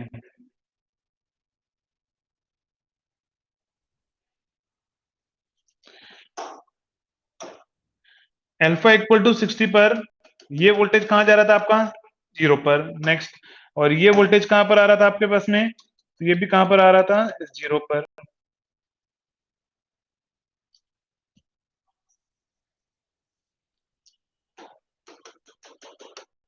और ये कहां पर आ रहा था आपके पास में 0 पर। तो देखो ये अल्फा इक्वल टू 60 पर है और अभी मैंने आपको इंटीग्रेशन किस में कराया तो पहले मैंने वी आर वाई को इंटीग्रेट किया फिर मैंने वी आर बी को इंटीग्रेट किया। इसका मतलब क्या हो वहां पर मैं दो वेवफॉर्म को इंटीग्रेट किया मैंने पहले के अंदर पहले डेरिवेशन के अंदर और आपको पता है कि अल्फा इक्वल टू 60 पर तो दो वेवफॉर्म आ ही नहीं रही है ओनली सिंगल वेवफॉर्म ही आ रही है इसीलिए मैंने वहां पर इक्वल टू नहीं लगाया था। ठीक है वहां पर मैंने ग्रेड देन ही लगाया था वहां पर अगर आप चेक करोगे डेरिवेशन के अंदर देखो डेरिवेशन के अंदर जब मैंने आपको करवाया था यहां पर यहां पर मैंने क्या लिखा था, ओनली अल्फा लेस देन 60 लिखाया था मैंने, ग्रेट इक्वल टू नहीं लिखाया था, क्योंकि इक्वल टू मेरे पास में क्या होगा, इक्वल टू पर जाकर 3 पल्स आएगा, जबकि मैंने यहाँ पर दो वेवफॉर्म का इंटीग्रेशन किया है। तो अब मैं इक्वल टू वाला फॉर्मूला अब मैं लिखा रहा हूं, ठीक है, कि अगर इक्वल टू पर होगा तो क्या फॉर्मूला आएगा वो अब अपन चेक करेंगे। क्लियर है? ठीक है, समझना। अब इक्वल टू पर क्या होगा, तो यहां पर क्या फॉर्मूला रहेगा, इक्वल टू के लिए अगर मैंने वेवफॉर्म बनाई थी तो इक्वल टू के लिए ये वेवफॉर्म आ रही थी, बट इन जनरल अल्फा के लिए अगर मैं ड्रॉ करूं कि सपोज मान के चलो अल्फा 90 है, इन जनरल अगर मैं चेक करूं तो जनरल में क्या आएगा, इसको मैं 90 डिग्री कर देता हूं कि मैं 90 के लिए ड्रॉ करना चाह रहा हूं, तो बताओ 90 पर क्या था, तो 90 पर आपके पास में ये आउटपुट यहीं पर जीरो हो जा रहा था। 90 की वेवफॉर्म मैंने ड्रॉ करवाई थी, ये आउटपुट आपका यहां से स्टार्ट हो रहा था, ये जो आपके पास में आउटपुट वेवफॉर्म है वो यहां से स्टार्ट हो रही थी, और ये आपके पास में आउटपुट वोल्टेज जो है वो आपका यहां से स्टार्ट हो रहा था अल्फा इक्वल टू 90 पर। तो अल्फा इक्वल टू 90 पर ये वेवफॉर्म नहीं आ रही थी आउटपुट में,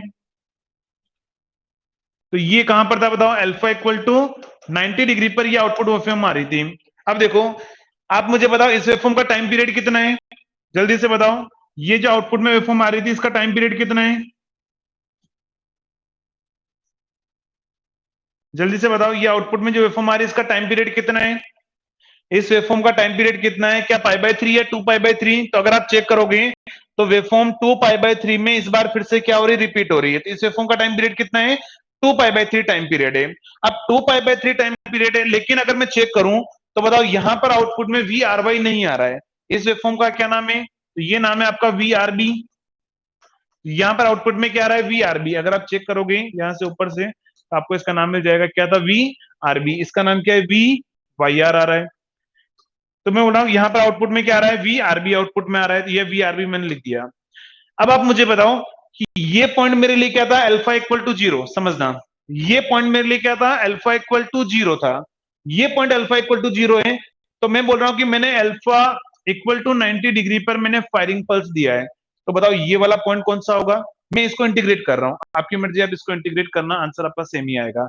मैं वी आरबी को इंटीग्रेट कर रहा हूं, तो वी आरबी के अंदर में बोल रहा हूं इस तरह से रिपीटेशन हो रहा है, तो देखो वी आरबी आउटपुट में आ रहा है, तो ये पॉइंट आपका अल्फा इक्वल टू क्या था, ये पॉइंट जीरो, और मैं 90 पर फायरिंग पल्स दिया, तो बताओ ये मेरे पास में पूरी विड्थ कितनी होगी, अरे ये पूरी विड्थ कितनी होगी, अल्फा इक्वल टू 90, क्योंकि ये अल्फा जीरो है, ये अल्फा क्या होगा 90, तो बताओ ये पॉइंट मेरे पास में क्या होगा लिमिट के लिए, तो ये point omega t equal to कितना था, पाई बाय 3, अरे ये point omega t equal to कितना होता है, पाई बाय 3, और प्लस अल्फा से मेरा आउटपुट स्टार्ट हुआ, तो मैं यहाँ पर क्या बोलूंगा, ये पॉइंट होगा पाई बाय 3 प्लस अल्फा से मेरा आउटपुट स्टार्ट हो रहा है, ठीक है, लेकिन कौन सा आउटपुट में आ रहा है, वीआरबी आ रहा है, और कहां तक आउटपुट में आ रहा है, इस पॉइंट तक, इस पॉइंट के बाद में जीरो हो जा रहा है, तो बताओ ये पॉइंट कौन सा होता है, तो ये पॉइंट अगर आप चेक करोगे तो ये पॉइंट कौन सा होता है, 4 पाई बाय 3, तो मैं क्या बोलूंगा कि इस बार मेरे पास में आउटपुट में जो वोल्टेज आ रहा है वो कहां से कहां तक में आ रहा है, तो पाई बाय 3 प्लस अल्फा से लेकर 4 पाई बाय 3 में आउटपुट आ रहा है, और कौन सा आ रहा है, वीआरबी आउटपुट में आ रहा है। जल्दी से बताओ इस लिमिट में किसी को कोई डाउट, इस लिमिट में किसी को कोई डाउट,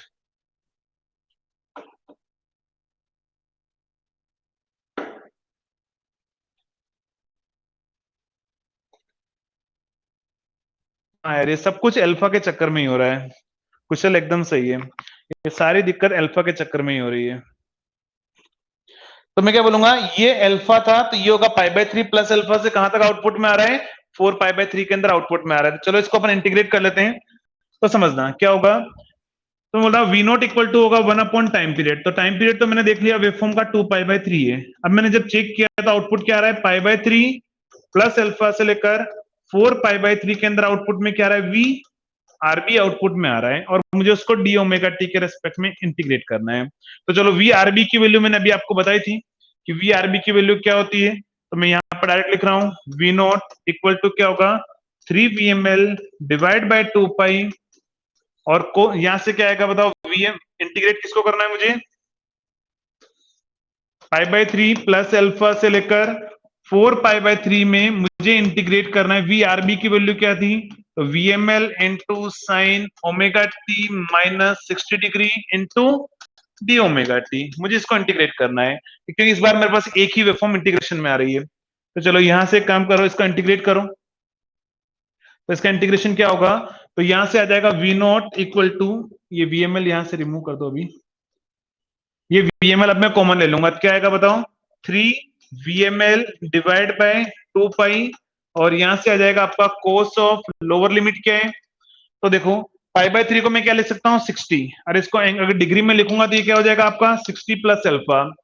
तो यहाँ पर ओमेगा टी की लिमिट लगाओगे तो कोस ऑफ लोअर लिमिट में क्या आएगा ओमेगा टी की जगह पर, तो 60 प्लस अल्फा माइनस 60, तो ये 60 आपके पास में ऑलरेडी है, माइनस, और कोस ऑफ क्या आएगा बताओ, अपर लिमिट कितनी है, तो 4 पाई/3, 2 पाई/3 का मतलब कितना होता है 120, 4 पाई/3 का मतलब कितना होगा 240, तो यहाँ पर कितना आएगा मेरे पास में 240 माइनस 60, तो ये मेरे पास में इंटीग्रेशन रहेगा इसका डिग्री में पुट करने के बाद में, तो यहां से क्या आएगा बताओ, अगर आप इसको सोल्व करोगे तो ये आपके पास में आ जाएगा V not equal to 3 VML divide by 2 pi, और कोस ऑफ यहां से क्या बचेगा 60 कैंसिल, कितना बचेगा कोस ऑफ अल्फा, माइनस यहां से क्या आएगा बताओ कोस ऑफ, और ये कितना बचेगा 240 में 60 गया, कितना बचेगा 180, कोस 180 कितना होता है -1, तो माइनस माइनस ये क्या हो जाएगा प्लस, तो यहां पर वी नॉट इक्वल टू कितना आएगा 3 VML divide by 2 pi into 1 plus कोस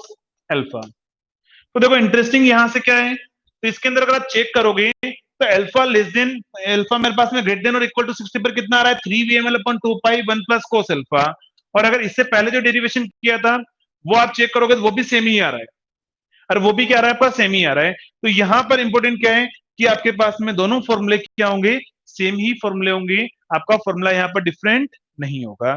तो चलो फिर तो यहाँ पर अगर सेमी कन्वर्टर का क्वेश्चन आता है और कोई सा भी अगर मुझे अल्फा दे रखा है, अल्फा में जो कुछ भी दे रखा है तो मुझे एक ही तो फॉर्मूला अप्लाई करना है चाहे अल्फा कुछ भी दिया हो, लेकिन 3 पल्स और 6 पल्स में क्या था, दोनों अलग अलग फॉर्मूले थे अल्फा के अकॉर्डिंग। तो किसी को कोई डाउट हो तो इस डेरिवेशन में बता सकते हो, जल्दी से बताओ किसी को कोई डाउट, किसी को कोई डाउट।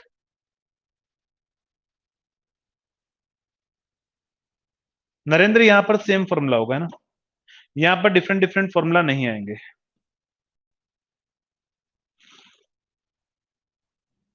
तो चलो एक काम करो जल्दी से, इस वेवफॉर्म का स्क्रीनशॉट ले लो पहले, तो लिमिट के लिए वेवफॉर्म का स्क्रीनशॉट ले लो पहले।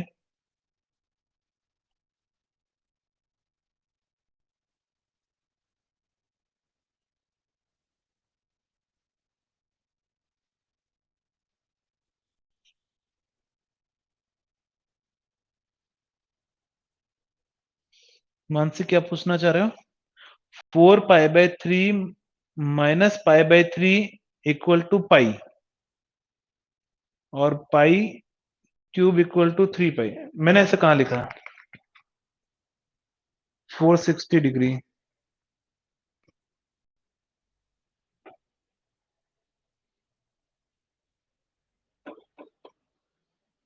क्लियर नहीं हो, क्या पूछना चाह रहे हो फिर से पूछो।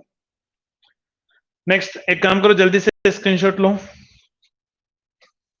इन फॉर्मूला का स्क्रीनशॉट लो पहले।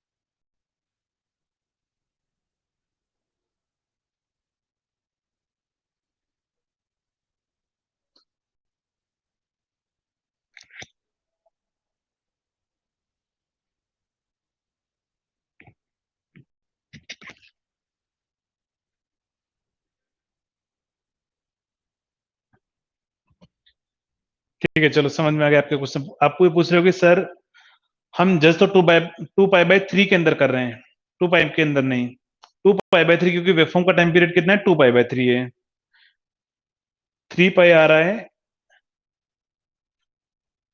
पता नहीं यार गेट में अभी तक क्यों नहीं पूछा जाए, इसका कोई आइडिया नहीं है, बट ये तो अच्छा लेवल का क्वेश्चन बनता है। और ये ध्यान रखना, ये फॉर्मूला नॉर्मली याद ही नहीं रखते हैं एग्जाम के अंदर, ये फॉर्मूला नॉर्मली छोड़ दिया जाता है। अगर आप कहीं डेरिवेशन भी देखोगे तो ये कराया नहीं जाता है। हो सकता है, मैं तो ये मान के चल रहा हूँ कि ये इंपॉर्टेंट है मेरे लिए, तो हो भी सकता है ये एग्जाम में पूछ सकता है। ठीक है, तो समझना। चलो, आपका डाउट क्या है, आप ये पूछना चाह रहे हो यहाँ पर, समझना, आप ये पूछना चाह रहे हो कि सर आप 2π/3 में इंटीग्रेट कर रहे हो। अगर 2π/3 में इंटीग्रेट कर रहे हो तो लिमिट का डिफरेंस भी तो 2π/3 होना चाहिए। अगर लिमिट का डिफरेंस अगर आप लेके चल रहे हो तो आप मुझे बताओ 4π/3 माइनस π/3 कितना हुआ आपके पास में, 3π/3 यानी पाई, और प्लस अल्फा आप जो भी लेके चल रहे हो, तो 2π/3 में आपको इंटीग्रेशन करना चाहिए। लेकिन आपका तो सर लिमिट का डिफरेंस तो बहुत ज्यादा हो रहा है। अरे यही पूछना चाह रहे हो ना, यही पूछना है, जल्दी से बताओ यस और नो के अंदर यही पूछ रहे हो ना कि 2π/3 में तो इंटीग्रेशन कर रहे हो लेकिन लिमिट का डिफरेंस तो 2π/3 से ज्यादा हो रहा है। यही डाउट आपको? ठीक है, मेरे हिसाब से आपको यही डाउट है, तो मैं बोल रहा हूँ कि 2π/3 के अंदर आपको इंटीग्रेशन कर रहे हो बट लिमिट का डिफरेंस तो 2π/3 से ज्यादा हो रहा है। अरे ये 2π/3 के अंदर जब मैं इंटीग्रेशन कर रहा हूं तो वो साइन ओमेगा टी के, आप यहां पर चेक करो ना, मैंने साइन ओमेगा टी को थोड़ा ना इंटीग्रेट किया है, मैंने साइन ओमेगा टी को इंटीग्रेट नहीं किया है, मैंने ओमेगा टी -60 को इंटीग्रेट किया हुआ है ना।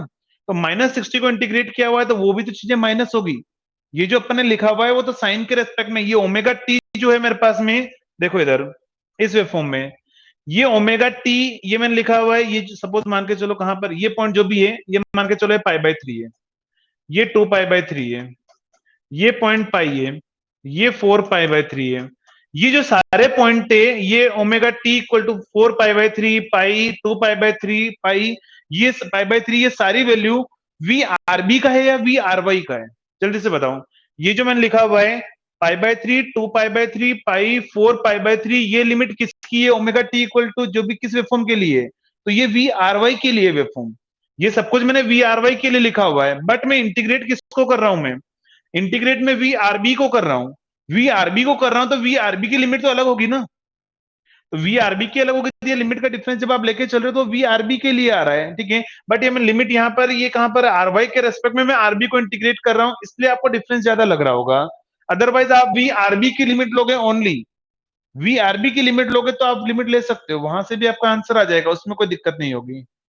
क्लियर है? तो ये omega t equal to V R Y की लिमिट है, बट आरबी की लिमिट को, आरबी को मैं इंटीग्रेट कर रहा हूं, तो डिफरेंस आपको ज्यादा इसलिए लग रहा है क्योंकि मैंने वी आरबी को इंटीग्रेट किया हुआ है। अगर मैं वी आर वाई को करता तो टाइम पीरियड के अंदर ही होता।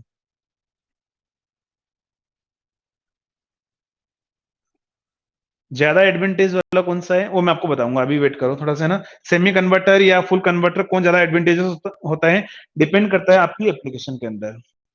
क्लियर है? आई थिंक ये क्लियर हो गया होगा आपको डाउट। अब समझना, अब आपको एग्जाम में यहां से और क्या क्वेश्चन पूछेगा, तो आपसे बोला जाएगा कि एज्यूम, क्वेश्चन में ये बोलेगा आपको कि लोड आपका हाईली इंडक्टिव है, assume load is highly inductive, highly inductive, assume load is highly inductive. अगर लोड हाईली इंडक्टिव में बोल रहा हूं अल्फा लेस देन और इक्वल टू 60 डिग्री है, तो बता लेस देन और इक्वल टू 60 डिग्री पर क्या था आपके पास में, कंटिन्यूअस कंडक्शन, कंटिन्यूअस कंडक्शन। अगर आपसे बोल दिया जाए कि बताओ, और यहां पर मैं क्या मान के चल रहा हूं, विद फ्रीव्हीलिंग डायोड भी है, विद फ्रीव्हीलिंग डायोड भी आपको क्वेश्चन में बोला जाएगा। अगर फ्रीव्हीलिंग डायोड नहीं बोलता है तो वो अलग क्वेश्चन होगा।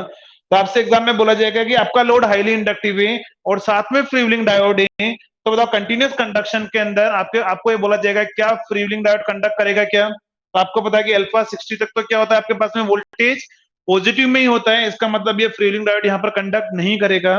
तो पहला क्वेश्चन ये पूछा जाएगा फ्रीव्हीलिंग डायोड का एंगल कितना होगा, क्या बोलोगे, freewheeling diode will not conduct, यहां पर फ्रीव्हीलिंग डायोड कंडक्ट नहीं करेगा। तो फिर आपसे बोला जाएगा कि बताओ ईच थायरिस्टर एंड डायोड दोनों कितने एंगल के लिए कंडक्ट करेंगे। क्लियर है? आपको बोला जाएगा कि यहां पर थायरिस्टर और जो भी डायोड है, फ्रीव्हीलिंग डायोड नहीं, थायरिस्टर एंड डायोड, क्योंकि बताओ इस सर्किट में क्या था आपके पास में, तो इस सर्किट के अंदर जो अपन ने ड्रॉ किया हुआ है, इस सर्किट में थायरिस्टर भी है और डायोड भी। आपको एग्जाम में पूछा जाएगा कि बताओ ईच थायरिस्टर एंड डायोड दोनों कितने एंगल के लिए कंडक्ट करेंगे। तो अगर आप वेवफॉर्म में आओगे, अगर आप वेवफॉर्म में आओगे चेक करोगे, तो बताओ ईच थायरिस्टर कितने एंगल के लिए कंडक्ट कर रहे हैं, पूरे 2π/3 के लिए। ईच डायोड भी कितने एंगल के लिए कंडक्ट कर रहा है, पूरे 2π/3 के लिए, क्योंकि यहाँ पर तो फ्री व्हीलिंग डायोड कंडक्ट नहीं करेगा। तो मैं क्या बोल सकता हूँ, each thyristor and each diode यहाँ पर पूरे 2π/3 के लिए ही कंडक्ट करेगा। तो मैं यहाँ से क्या बोल सकता हूँ, बताओ। ईच थायरिस्टर, अगर आपको एग्जाम में पूछ लिया जाए कि थायरिस्टर और डायोड कितने एंगल के लिए कंडक्ट करेगा, और जब आपको अल्फा 60 डिग्री से लेस देन दिया हुआ है, तो क्या आंसर आएगा आपके पास में, each thyristor and diode, each thyristor and diode will conduct for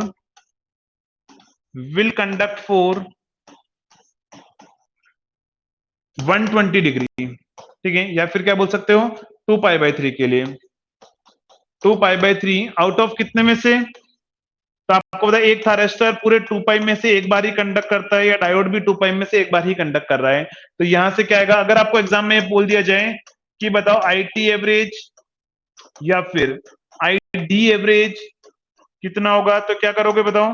2π/3 के लिए कंडक्ट कर रहे हैं दोनों, कितने में से, 2π में से, और इनटू क्या करना है, ओनली सिर्फ I0। तो यहां से क्या आएगा, I0/3। नेक्स्ट, फिर आपसे बोला जाएगा कि दोनों का बताओ RMS करंट कितना होगा, तो IT RMS या फिर ID RMS कितना होगा, तो वो कितना आएगा, इसका बस रूट ले लेना और इनटू I0 कर देना, तो आपका आंसर आएगा I0/√3। तो देखो, अब आपको यहां से कुछ आइडिया हुआ कि कैसे फॉर्मूले याद रखोगे। अरे फॉर्मूला याद रखने का कुछ आइडिया हुआ है क्या, तो देखो, 3 पल्स कन्वर्टर में कंटिन्यूअस कंडक्शन के अंदर अल्फा लेस देन और इक्वल टू 60 के अंदर कंटिन्यूअस कंडक्शन था, तब भी आपका IT एवरेज I0/3 और IT RMS I0/√3 आ रहा था। 6 पल्स कन्वर्टर में जब कंटिन्यूअस कंडक्शन था तो भी आपका क्या आ रहा था, I0/3 एंड I0/√3 आ रहा था। सेमी कन्वर्टर में भी कंटिन्यूअस कंडक्शन है तो I0/3 एंड I0/√3 आ रहा है। इसका मतलब ऐसे याद रखना कि चाहे 3 पल्स कन्वर्टर हो, चाहे 6 पल्स कन्वर्टर हो, चाहे 3 फेज सेमी कन्वर्टर हो, कंटिन्यूअस कंडक्शन के अंदर थायरिस्टर का एवरेज करंट और RMS करंट का फॉर्मूला सेम ही रहता है। आपको अलग अलग से फॉर्मूला याद रखने की रिक्वायरमेंट नहीं है, ठीक है। तो तीनों के लिए सेम रहेगा, तो इस तरीके से आप याद रख लेना, एक याद है या तीनों का फॉर्मूला आप याद रख सकते हो। नेक्स्ट, अगर आपसे बोल दिया जाए case two alpha greater than 60 degree, ठीक है, अल्फा ग्रेटर देन 60 डिग्री है, तो बताओ यहां पर क्या होगा, फ्री व्हीलिंग डायोड कंडक्ट करेगा। तो मैं यहां से क्या बोल सकता हूं, फर्स्ट पॉइंट होगा आपका free wheeling diode will conduct, free wheeling diode will conduct. तो यहां पर फ्री व्हीलिंग डायोड आपका कंडक्ट होगा। अब बताओ फ्री व्हीलिंग डायोड कितने एंगल के लिए कंडक्ट करेगा, आपको बताना है, जल्दी से बताओ। Free wheeling diode will conduct for कितने एंगल के लिए, अरे फ्री व्हीलिंग डायोड कितने एंगल के लिए कंडक्ट करेगा, जल्दी से बताओ। तो एकदम सही आंसर है कुशल, अल्फा माइनस π/3। अगर आप चेक कर सकते हो वेवफॉर्म में आकर, देखो ये वेवफॉर्म में मैंने अल्फा कितना लिया, 90। तो बताओ फ्री व्हीलिंग डायोड जब यहां पर कंडक्ट करेगा, तो बताओ फ्री व्हीलिंग डायोड कितने एंगल के लिए कंडक्ट कर रहा है, ओनली 30 के लिए। यहां पर भी फ्री व्हीलिंग डायोड कितने के लिए कंडक्ट कर रहा है, 30 के लिए। यहां पर भी कितने के लिए कंडक्ट कर रहा है, 30 के लिए। तो मैं क्या बोल सकता हूं, जब मैंने अल्फा 90 दिया है, तो एक थायरिस्टर मेरा free wheeling diode alpha minus 60 के लिए कंडक्ट कर रहा है, क्योंकि आपको पता है 60 तक तो कंटिन्यूअस कंडक्शन है, वो कंडक्ट नहीं करेगा। तो अल्फा माइनस π/3 के लिए कंडक्ट कर रहा है, लेकिन कितने में से, तो देखो हर 2π/3 में देखोगे तो यहां से यहां तक में एक बार कंडक्ट कर रहा है, आगे वाले में भी एक बार कंडक्ट कर रहा है, यहां पर भी एक बार कंडक्ट कर रहा है। हर 2π/3 में फ्री व्हीलिंग डायोड एक बार इतने एंगल के लिए कंडक्ट कर रहा है। तो मैं यहां से क्या बोल सकता हूं कि ईच थायरिस्टर कितने एंगल के लिए सॉरी फ्री व्हीलिंग डायोड कितने एंगल के लिए कंडक्ट कर रहा है, अल्फा माइनस π/3, आउट ऑफ कितने में से, आउट ऑफ कितने में से, 2π/3 में से। लेकिन जब मैंने आपको 6 पल्स कन्वर्टर पढ़ाया था, तो 6 पल्स कन्वर्टर में क्या था बताओ, 6 पल्स कन्वर्टर में आपका फ्री व्हीलिंग डायोड 6 बार कंडक्ट कर रहा था। अगर आप चेक करोगे कल वाली वेवफॉर्म के अंदर, तो वेवफॉर्म के अंदर जब मैंने आपको बताया था, तो फ्री व्हीलिंग डायोड हर π/3 में कंडक्ट कर रहा था वहां पर, ठीक है, वो 6 पल्स कन्वर्टर में था। बट यहाँ 3 फेज सेमी कन्वर्टर में आपका फ्री व्हीलिंग डायोड 2π/3 के लिए कंडक्ट करेगा। एक बार तो ध्यान रखना, वहां 6 बार कंडक्ट कर रहा था, यहाँ 3 बार ही कंडक्ट कर रहा है। तो यहां से मैं क्या बोल सकता हूँ, IFD एवरेज अगर मुझे पूछेगा, तो IFD एवरेज कितना होगा, अल्फा माइनस π/3 कितने में से, 2π/3 में से, और इंटू क्या कर देना उसमें, I0। नेक्स्ट, IFD RMS कितना होगा, तो यहां से क्या आ जाएगा बताओ, रूट इंटू I0। तो ये आपका फॉर्मूला होगा किसके लिए, फ्री व्हीलिंग डायोड का एवरेज करंट और RMS करंट। नेक्स्ट, अब जल्दी से आप बताओ कि ईच थायरिस्टर कितने एंगल के लिए कंडक्ट करेगा, और इसमें किसी को कोई डाउट हो तो आप पूछ सकते हो। ईच थायरिस्टर कितने एंगल के लिए कंडक्ट करेगा? Each thyristor will conduct 4। जल्दी से बताओ, ईच थायरिस्टर कितने एंगल के लिए कंडक्ट करेगा? ईच थायरिस्टर कितने एंगल के लिए कंडक्ट करेगा यहां पर?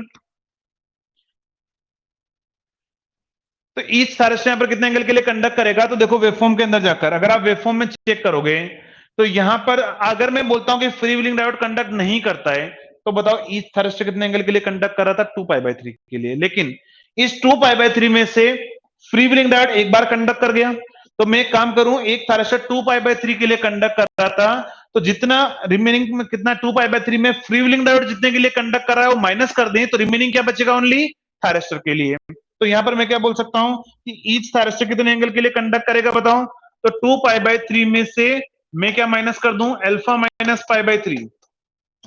लेकिन कल अगर आपको पता हो तो मैंने यहां पर 2π/3 में से 2 टाइम्स अल्फा माइनस π/3 माइनस किया था। कल मैंने यहां पर 2π/3 में से 2 टाइम्स अल्फा माइनस π/3 माइनस किया था। क्यों? क्योंकि हर π/3 में फ्री व्हीलिंग डायोड कंडक्ट कर रहा था, तो 2π/3 में 2 बार फ्री व्हीलिंग डायोड कंडक्ट कर रहा था, तो मैंने 2π/3 में से 2 टाइम्स माइनस किया था यहां पर। ठीक है, तो वो कल वाला था, लेकिन यहां पर इस बार एक बार ही माइनस होगा क्योंकि 2π/3 में एक बार ही कंडक्ट कर रहा है। तो इसको सोल्व करोगे तो आएगा पाई माइनस अल्फा के लिए। कितना आएगा? और कितने में से? तो आउट ऑफ 2π में से। तो यहां से क्या आ जाएगा? आईटी एवरेज कितना होगा? आईटी एवरेज कितना होगा? तो pi minus alpha divide by 2π और इनटू आई नॉट। और आईटी आरएमएस कितना होगा? तो यहां से क्या आएगा? Root into I naught. तो यहां पर आपके सारे फॉर्मूले होंगे हाईली इंडक्टिव लोड के अंदर। तो आपको एग्जाम में क्वेश्चन पूछे तो आपको इस तरीके से कर लेना है। इसमें किसी को कोई डाउट हो तो बता सकते हो, किसी को कोई डाउट नहीं तो एक काम करो, जल्दी से स्क्रीनशॉट ले लो। अगर किसी को डाउट हो तो बता दो कि कोई डाउट है, तो मैं उसको एक्सप्लेन कर देता हूँ।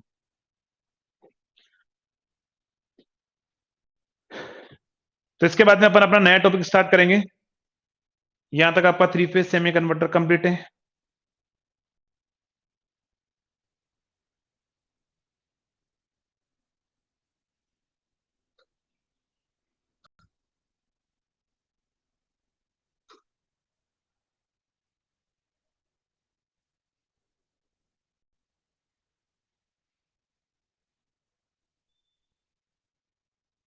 कुशल, पल्स लेंथ किसकी पूछना चाह रहे हो?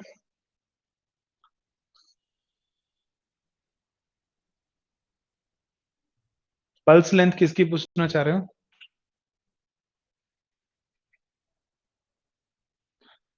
अच्छा, नरेंद्र क्या बोल रहे हो? सर आज तो थोड़ी सी छुट्टी दे दो।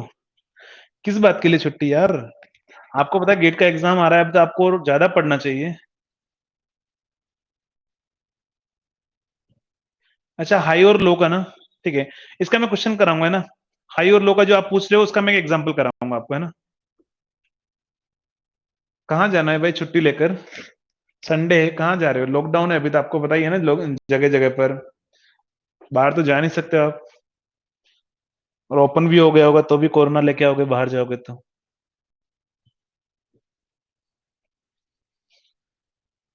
अच्छा ये बताओ, ये समझ में आ रहा है ना पावर इलेक्ट्रॉनिक्स पूरा? समझ में आ रहा है? समझ में आ रहा है? जल्दी से बताओ, समझ में आ रहा है?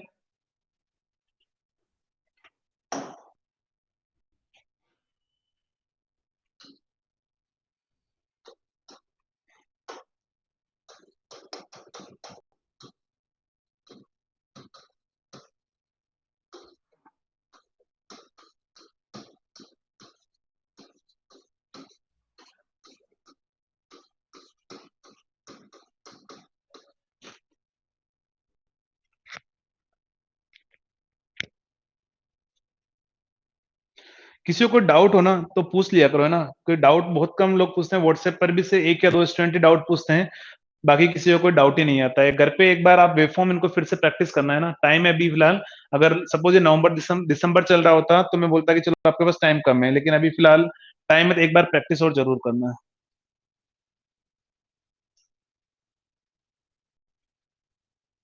अच्छा, जेईएन वालों के लिए मैं आपको बताता हूँ जो जेईएन के स्टूडेंट हैं उनके लिए मैं आपको बताता हूँ कि कल से आरएसीबी आरएसीबी के अंदर कल से पावर इलेक्ट्रॉनिक्स फिर से स्टार्ट हो रहा है, बट वो यूट्यूब पर नहीं चलेगा। ठीक है, जो आरएसीबी की वैकेंसी आ रही है उसके लिए पावर इलेक्ट्रॉनिक्स कल से फिर से स्टार्ट हो रहा है, और उसका टाइमिंग रहेगा मॉर्निंग 7 to 9, लेकिन वो निम्बस ऐप के थ्रू चलेगा या निम्बस साइट के थ्रू चलेगा। ठीक है, तो निम्बस साइट पर स्टार्ट होगा पावर इलेक्ट्रॉनिक्स। उसमें इतना डीप में नहीं जाऊंगा, मैं इतना डीप में नहीं जाऊंगा, वहां पर ओनली अपन जो जेईएन पॉइंट ऑफ व्यू से होता है वो क्वेश्चन ही अपन कवर करेंगे। यहाँ पर तो मैंने हर एक एग्जाम को, आप आईईएस का एग्जाम दो, आप आईएएस का एग्जाम दो, आप गेट का एग्जाम दो, मैंने हर टाइप की चीजें यहाँ पर कवर कर रहा हूँ। ठीक है, बट वहां पर ओनली आपके पास में क्या होगा, वही कवर होगा। अच्छा, आपने प्रैक्टिस बेच ज्वाइन किया है तो आप नहीं देख सकते, प्रैक्टिस बेच वाले नहीं देख सकते। उसमें क्या होगा, ओनली वही देख सकते हैं जिन्होंने मतलब निम्बस पर परचेज कर रखा होगा पावर इलेक्ट्रॉनिक्स कोर्स, या फिर अदर सब्जेक्ट, पूरे सब्जेक्ट का कोर्स, वो देख सकते हैं। तो चलो एक एग्जांपल करते हैं अपन, इस एग्जांपल के बाद में अपन स्टार्ट करेंगे सिंगल फेज सेमी कन्वर्टर। जल्दी से आपको ही सॉल्व करना है, आंसर बताना क्या होगा।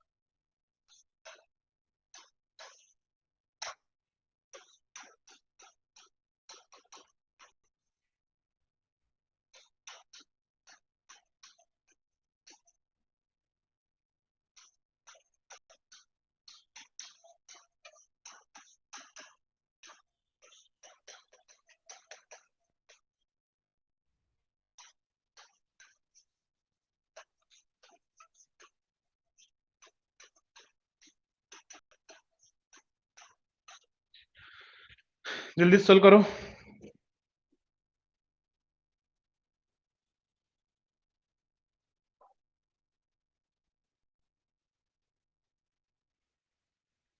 हाँ, इससे आराम से जेईएन हो जाएगा। जेईएन क्या, इससे तो मैं बोल रहा हूँ ना, जैसे आपने ट्वेल्थ में अगर आप आईआईटी की प्रिपरेशन करते हो तो क्या ट्वेल्थ का एग्जाम नहीं निकलता है क्या।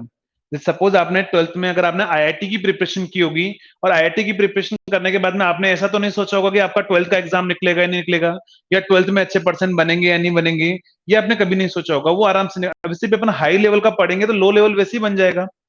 अगर आप ईएससी लेवल का पढ़ रहे हो और आप ये सोच रहे हो कि जेईएन बनेगा या नहीं बनेगा, जेईएन तो वैसे ही बन जाएगा। ठीक है, तो जेईएन के लिए टेंशन लेने की जरूरत नहीं है, वो आराम से बन जाएगा आपके पास में ना। आप ये काफी हाई लेवल पढ़ रहे हो, जेईएन तो इससे बहुत ही कम लो लेवल का ही आएगा। ठीक है, इससे हाई लेवल का नहीं आएगा।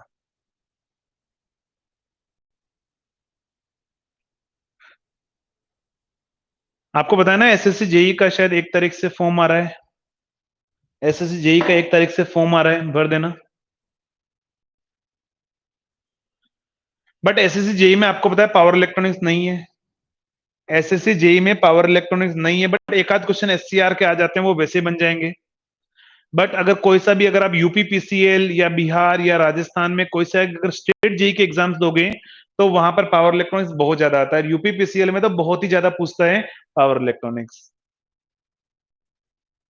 हाँ, इससे हो जाएगा आराम से, कोई दिक्कत नहीं है।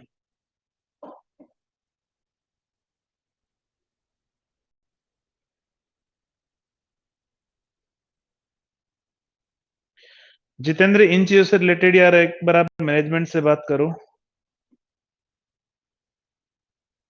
एक बार आप चेक कर लेना वहां पर क्या क्या टर्म्स एंड कंडीशन है, मैंने तो नहीं देखा है।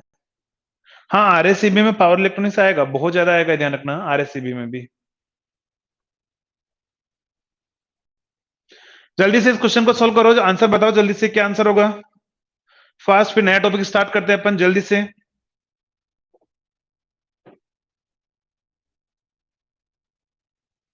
हाँ, एक दो क्वेश्चन पूछता है, मैं बोल रहा हूँ ना, एससीआर से पूछता है या कन्वर्टर का कहीं एवरेज का फॉर्मूला पूछ लेगा, बट इतना डीप में नहीं जाएगा। एसएससी जेई में एक दो क्वेश्चन तो पूछेगा, रेक्टिफायर से रिलेटेड कर देगा या थायरिस्टर का एवरेज का फॉर्मूला पूछ लेगा, बट उतना डीप में नहीं जाएगा। जैसे आपको थ्री फेज पर नहीं पूछेगा वो कभी भी, मुझे नहीं लगता थ्री फेज में पूछेगा वो आपको।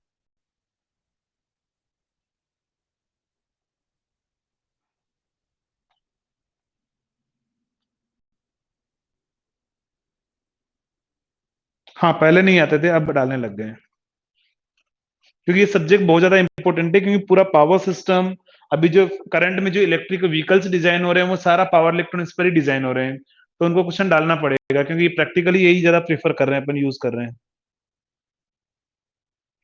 चलो, किसी का आंसर नहीं है क्या?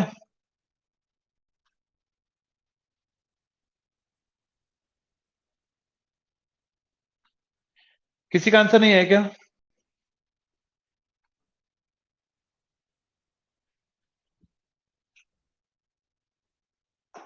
अरे, इसके ऊपर एक और लैंग्वेज है यार, कन्वर्टर एंड कन्वर्टर मीन्स नहीं है, इसके ऊपर और भी था पार्ट, ये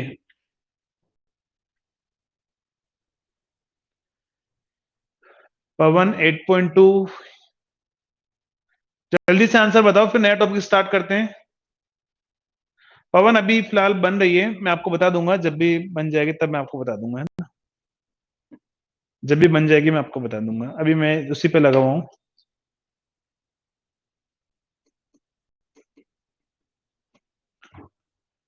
चलो ठीक है, समझना क्या क्वेश्चन पूछा हुआ है। उसने बोला हुआ है एक थ्री फेज 440 वोल्ट की आपके पास में सप्लाई है, इसका मतलब सप्लाई का मैक्सिमम कितना दे रखा है 440 वोल्ट, और वीएमएल कितना होगा फिर तो 440 इंटू रूट टू, क्योंकि अगर मैं कभी भी थ्री फेज सप्लाई दे दिया जाए और वोल्टेज दिया जाए तो मैं बाय डिफॉल्ट क्या मान के चलता हूं कि वो लाइन वोल्टेज है।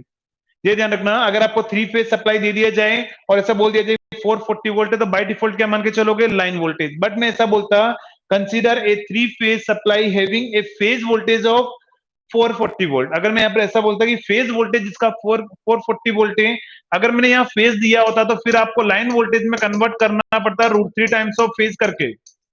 ये ध्यान रखना, कल मुझे व्हाट्सएप पर किसने क्वेश्चन पूछा था कि सर रूट थ्री से मल्टीप्लाई कब करेंगे।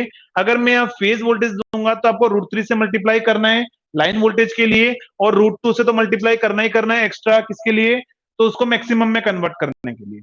ये ध्यान रखना, इसको आरएमएस में कन्वर्ट करना है लाइन के अंदर तो रूट थ्री, और रूट टू मैक्सिमम में कन्वर्ट करने के लिए दो चीज मल्टीप्लाई करनी पड़ेगी, अगर आपको थ्री फेज मतलब फेज वोल्टेज दे रखा होगा तो उस केस में। तो चलो, अब आपको बोला हुआ है कि थ्री फेज फुल कन्वर्टर है और लार्ज इंडक्टेंस या रजिस्ट्री लोड को पावर सप्लाई कर रहा है, और आपसे बोला हुआ है कि फ्रीव्हीलिंग डायोड भी कनेक्टेड है लोड के क्रॉस, तो आपसे पूछा हुआ है कि average value of current flowing through each thyristor कितनी होगी। चलो समझना, तो पहले तो मेरे पास में अल्फा इक्वल टू कितना है 90 डिग्री है, और अल्फा इक्वल टू 90 डिग्री पर कंटिन्यूअस कंडक्शन होगा, डिसकंटिन्यूअस कंडक्शन। तो आपको पता है अल्फा ग्रेटर देन 60 डिग्री है, और अल्फा ग्रेटर देन 60 डिग्री पर क्या होता है डिसकंटिन्यूअस कंडक्शन। क्या होगा डिसकंटिन्यूअस कंडक्शन, और डिसकंटिन्यूअस कंडक्शन है तो आप मुझे बताओ यहाँ पर आपका एवरेज का फॉर्मूला क्या आया था। तो मैंने आपको बताया था एक ही फॉर्मूला होता है we maximum three phase full wave में क्या आता है लाइन आता है, तो मैंने बोल दिया वीएमएल अपॉन टाइम पीरियड कितना होता है पाई बाय थ्री, और one plus cos of lower limit कितना होगा, तो लोअर लिमिट में आपको बता चुका हूं बाउंड्री प्लस अल्फा। तो आपने इस तरीके से करके इसका एवरेज का फॉर्मूला लिख दिया होगा। अब यहाँ पर आप वैल्यू पुट करो, सोल्व आपको ही करना है। आप यहाँ वैल्यू पुट करोगे, वैल्यू क्या क्या थी, तो वी नॉट इक्वल टू 3 और वीएमएल कितना है 440 into √2 divide by pi plus 1 plus cos of pi by 3 कितना 60 और अल्फा कितना है 90। आप इसको सोल्व करो, जो आपका वी नोट आ रहा है और वी नोट आ रहा है, वी नोट की वैल्यू आ जाए तो आई नोट कैसे निकालोगे हाईली इंडक्टिव लोड में, तो आई नोट होगा वी नोट बाय आर से। तो यहां से आप आई नोट निकाल सकते हो। अगर आपके पास में आई नोट आ गया तो उसके बाद में मैंने आपसे पूछा हुआ कि एक थायरिस्टर से एवरेज करंट कितना फ्लो हो रहा है, तो आपको पता है कि अल्फा ग्रेटर देन 60 डिग्री है और डिसकंटिन्यूअस कंडक्शन है, तो यहाँ पर थायरिस्टर कितने एंगल के लिए कंडक्ट करता है। तो मैंने आपको याद रखने का क्या तरीका बताया, फॉर्मूला भूल जाओ तो, अगर थायरिस्टर अगर मेरा फ्रीलिंग डायोड कंडक्ट नहीं करता है तो मैंने क्या बोला, एक थायरिस्टर 2π/3 के लिए कंडक्ट करता है, लेकिन उसमें से 6 पल्स कन्वर्टर में हर π/3 में एक बार फ्रीलिंग डायोड कंडक्ट करता है, और वो कितने के लिए कंडक्ट करता है, अल्फा माइनस π/3 के लिए। तो यहां से आप इसको सोल्व करोगे, दिया आएगा 4π/3 माइनस 2 अल्फा के लिए। तो यहां से मुझे समझ में आ गया कि अगर मुझे आई टी क्या पूछा हुआ है, एवरेज आरएमएस, क्वेश्चन के अंदर क्या पूछा हुआ है, आरएमएस वैल्यू ऑफ, ठीक है। चलो अगर मुझे आरएमएस पूछा हुआ है तो यहां से अगर मुझे आरएमएस पूछ रहा है क्वेश्चन के अंदर, तो मैं बोलूंगा कि मेरा थायरिस्टर कंडक्ट करेगा 4π/3 माइनस 2 अल्फा के लिए, कितने में से, 2π में से, और उसका रूट और जो मैंने आई नोट निकाला होगा उससे मैं मल्टीप्लाई कर दूंगा, तो ये मेरा आंसर आएगा। अब देख लो, इस प्रोसेस से जिसने भी सोल्व किया हो, जो आंसर आ रहा है वो आंसर सही होगा। यहां से आपको वी नोट निकालना है, V not divide by R करना है, वो आपका आई नोट होगा। यहां पर करना है 4π/3 minus 2 alpha divide by 2π root और आई नोट। तो यहां से जो आंसर आ रहा है वो बता दो क्या आंसर होगा।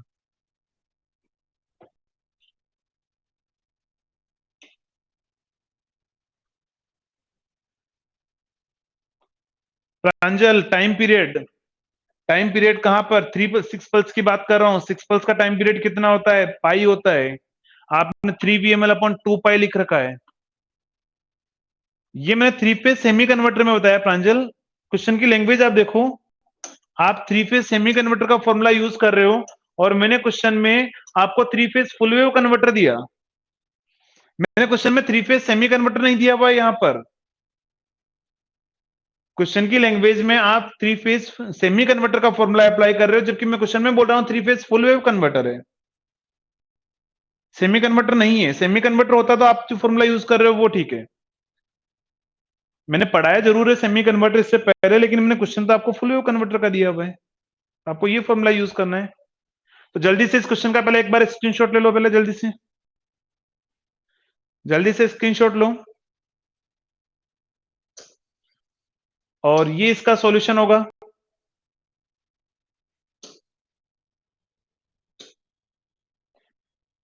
ये इसका सॉल्यूशन होगा, जल्दी से स्क्रीनशॉट ले लो। अब जल्दी से बताओ इस प्रोसेस से किस किसने सोल्व किया, और इसी प्रोसेस के अकॉर्डिंग क्या आंसर आ रहा है, वो आंसर आपका सही होगा। आप कैलकुलेटर आपके पास में होगा, आप सोल्व कर लेना इस प्रोसेस। बस ये ध्यान रखना, आपको फॉर्मूला अप्लाई करना आना चाहिए एग्जाम के अंदर। अगर कभी कोई क्वेश्चन पूछता है फॉर्मूला कैसे अप्लाई करोगे, तो बस वो तरीका है ये आपके पास में। अरे कंप्लीट, इसके अंदर किसी को कोई डाउट, जल्दी से बताओ, इसमें किसी को कोई डाउट, इसमें किसी को कोई डाउट, इसमें किसी को कोई डाउट।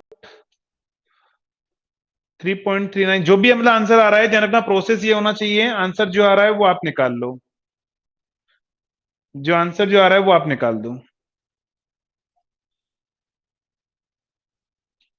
3.24, चलो देख लेना, आप सोल्व कर लेना घर पे, आज मैं भी कल आज सोल्व कर लूंगा इसको, फिर मैं भी आपको आंसर बता दूंगा क्या आंसर होगा, क्योंकि मेरे पास अभी कैलकुलेटर नहीं है। ठीक है, तो यहां तक क्या कंप्लीट है आपका। अभी मैं इसके ऊपर क्वेश्चन और कराऊंगा, है ना, अभी ध्यान रखना, अभी 3 फेज के सारे क्वेश्चन नहीं हुए हैं, अभी क्वेश्चन अपन और प्रैक्टिस करेंगे, एक बार अपन पूरा कंटेंट कवर कर लेते हैं। तो अब इसके बाद में अपन अपना टॉपिक स्टार्ट करते हैं next, single phase semi converter, और उसके बाद में आपका लास्ट टॉपिक बचेगा इफेक्ट ऑफ सोर्स इंडक्टेंस। ठीक है, तो अपन स्टार्ट कर रहे हैं नेक्स्ट टॉपिक आपका सिंगल फेज सेमी कन्वर्टर। तो हेडिंग लिखना single phase semi converter, heading देखो single phase semi converter.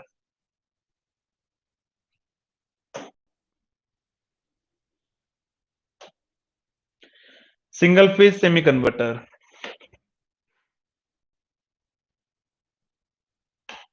Single phase semi converter.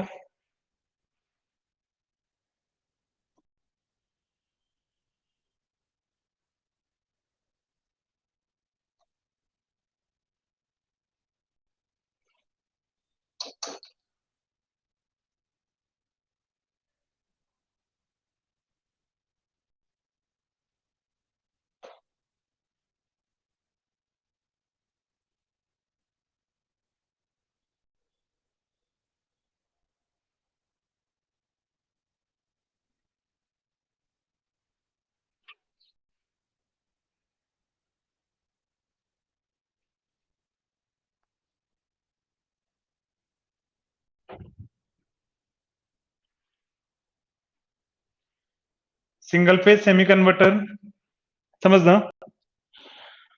यहां पर आपके पास में सिंगल फेज सेमी कन्वर्टर का सर्किट डायग्राम क्या होगा? ये तो आपका 1 पल्स कन्वर्टर था। चलो एक काम करते हैं, छोड़ो, अपन कल ही स्टार्ट करेंगे। अभी आपका 5-10 मिनट बचे हुए हैं, 5-10 मिनट में कुछ भी कंप्लीट नहीं होगा।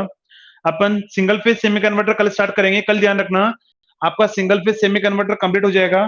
फिर उसके बाद में मैं पावर इलेक्ट्रॉनिक्स को ड्राइव से रिलेट करूंगा। आपको ध्यान पता होगा, ड्राइव से भी क्वेश्चन आते हैं, पावर इलेक्ट्रॉनिक्स ड्राइव से।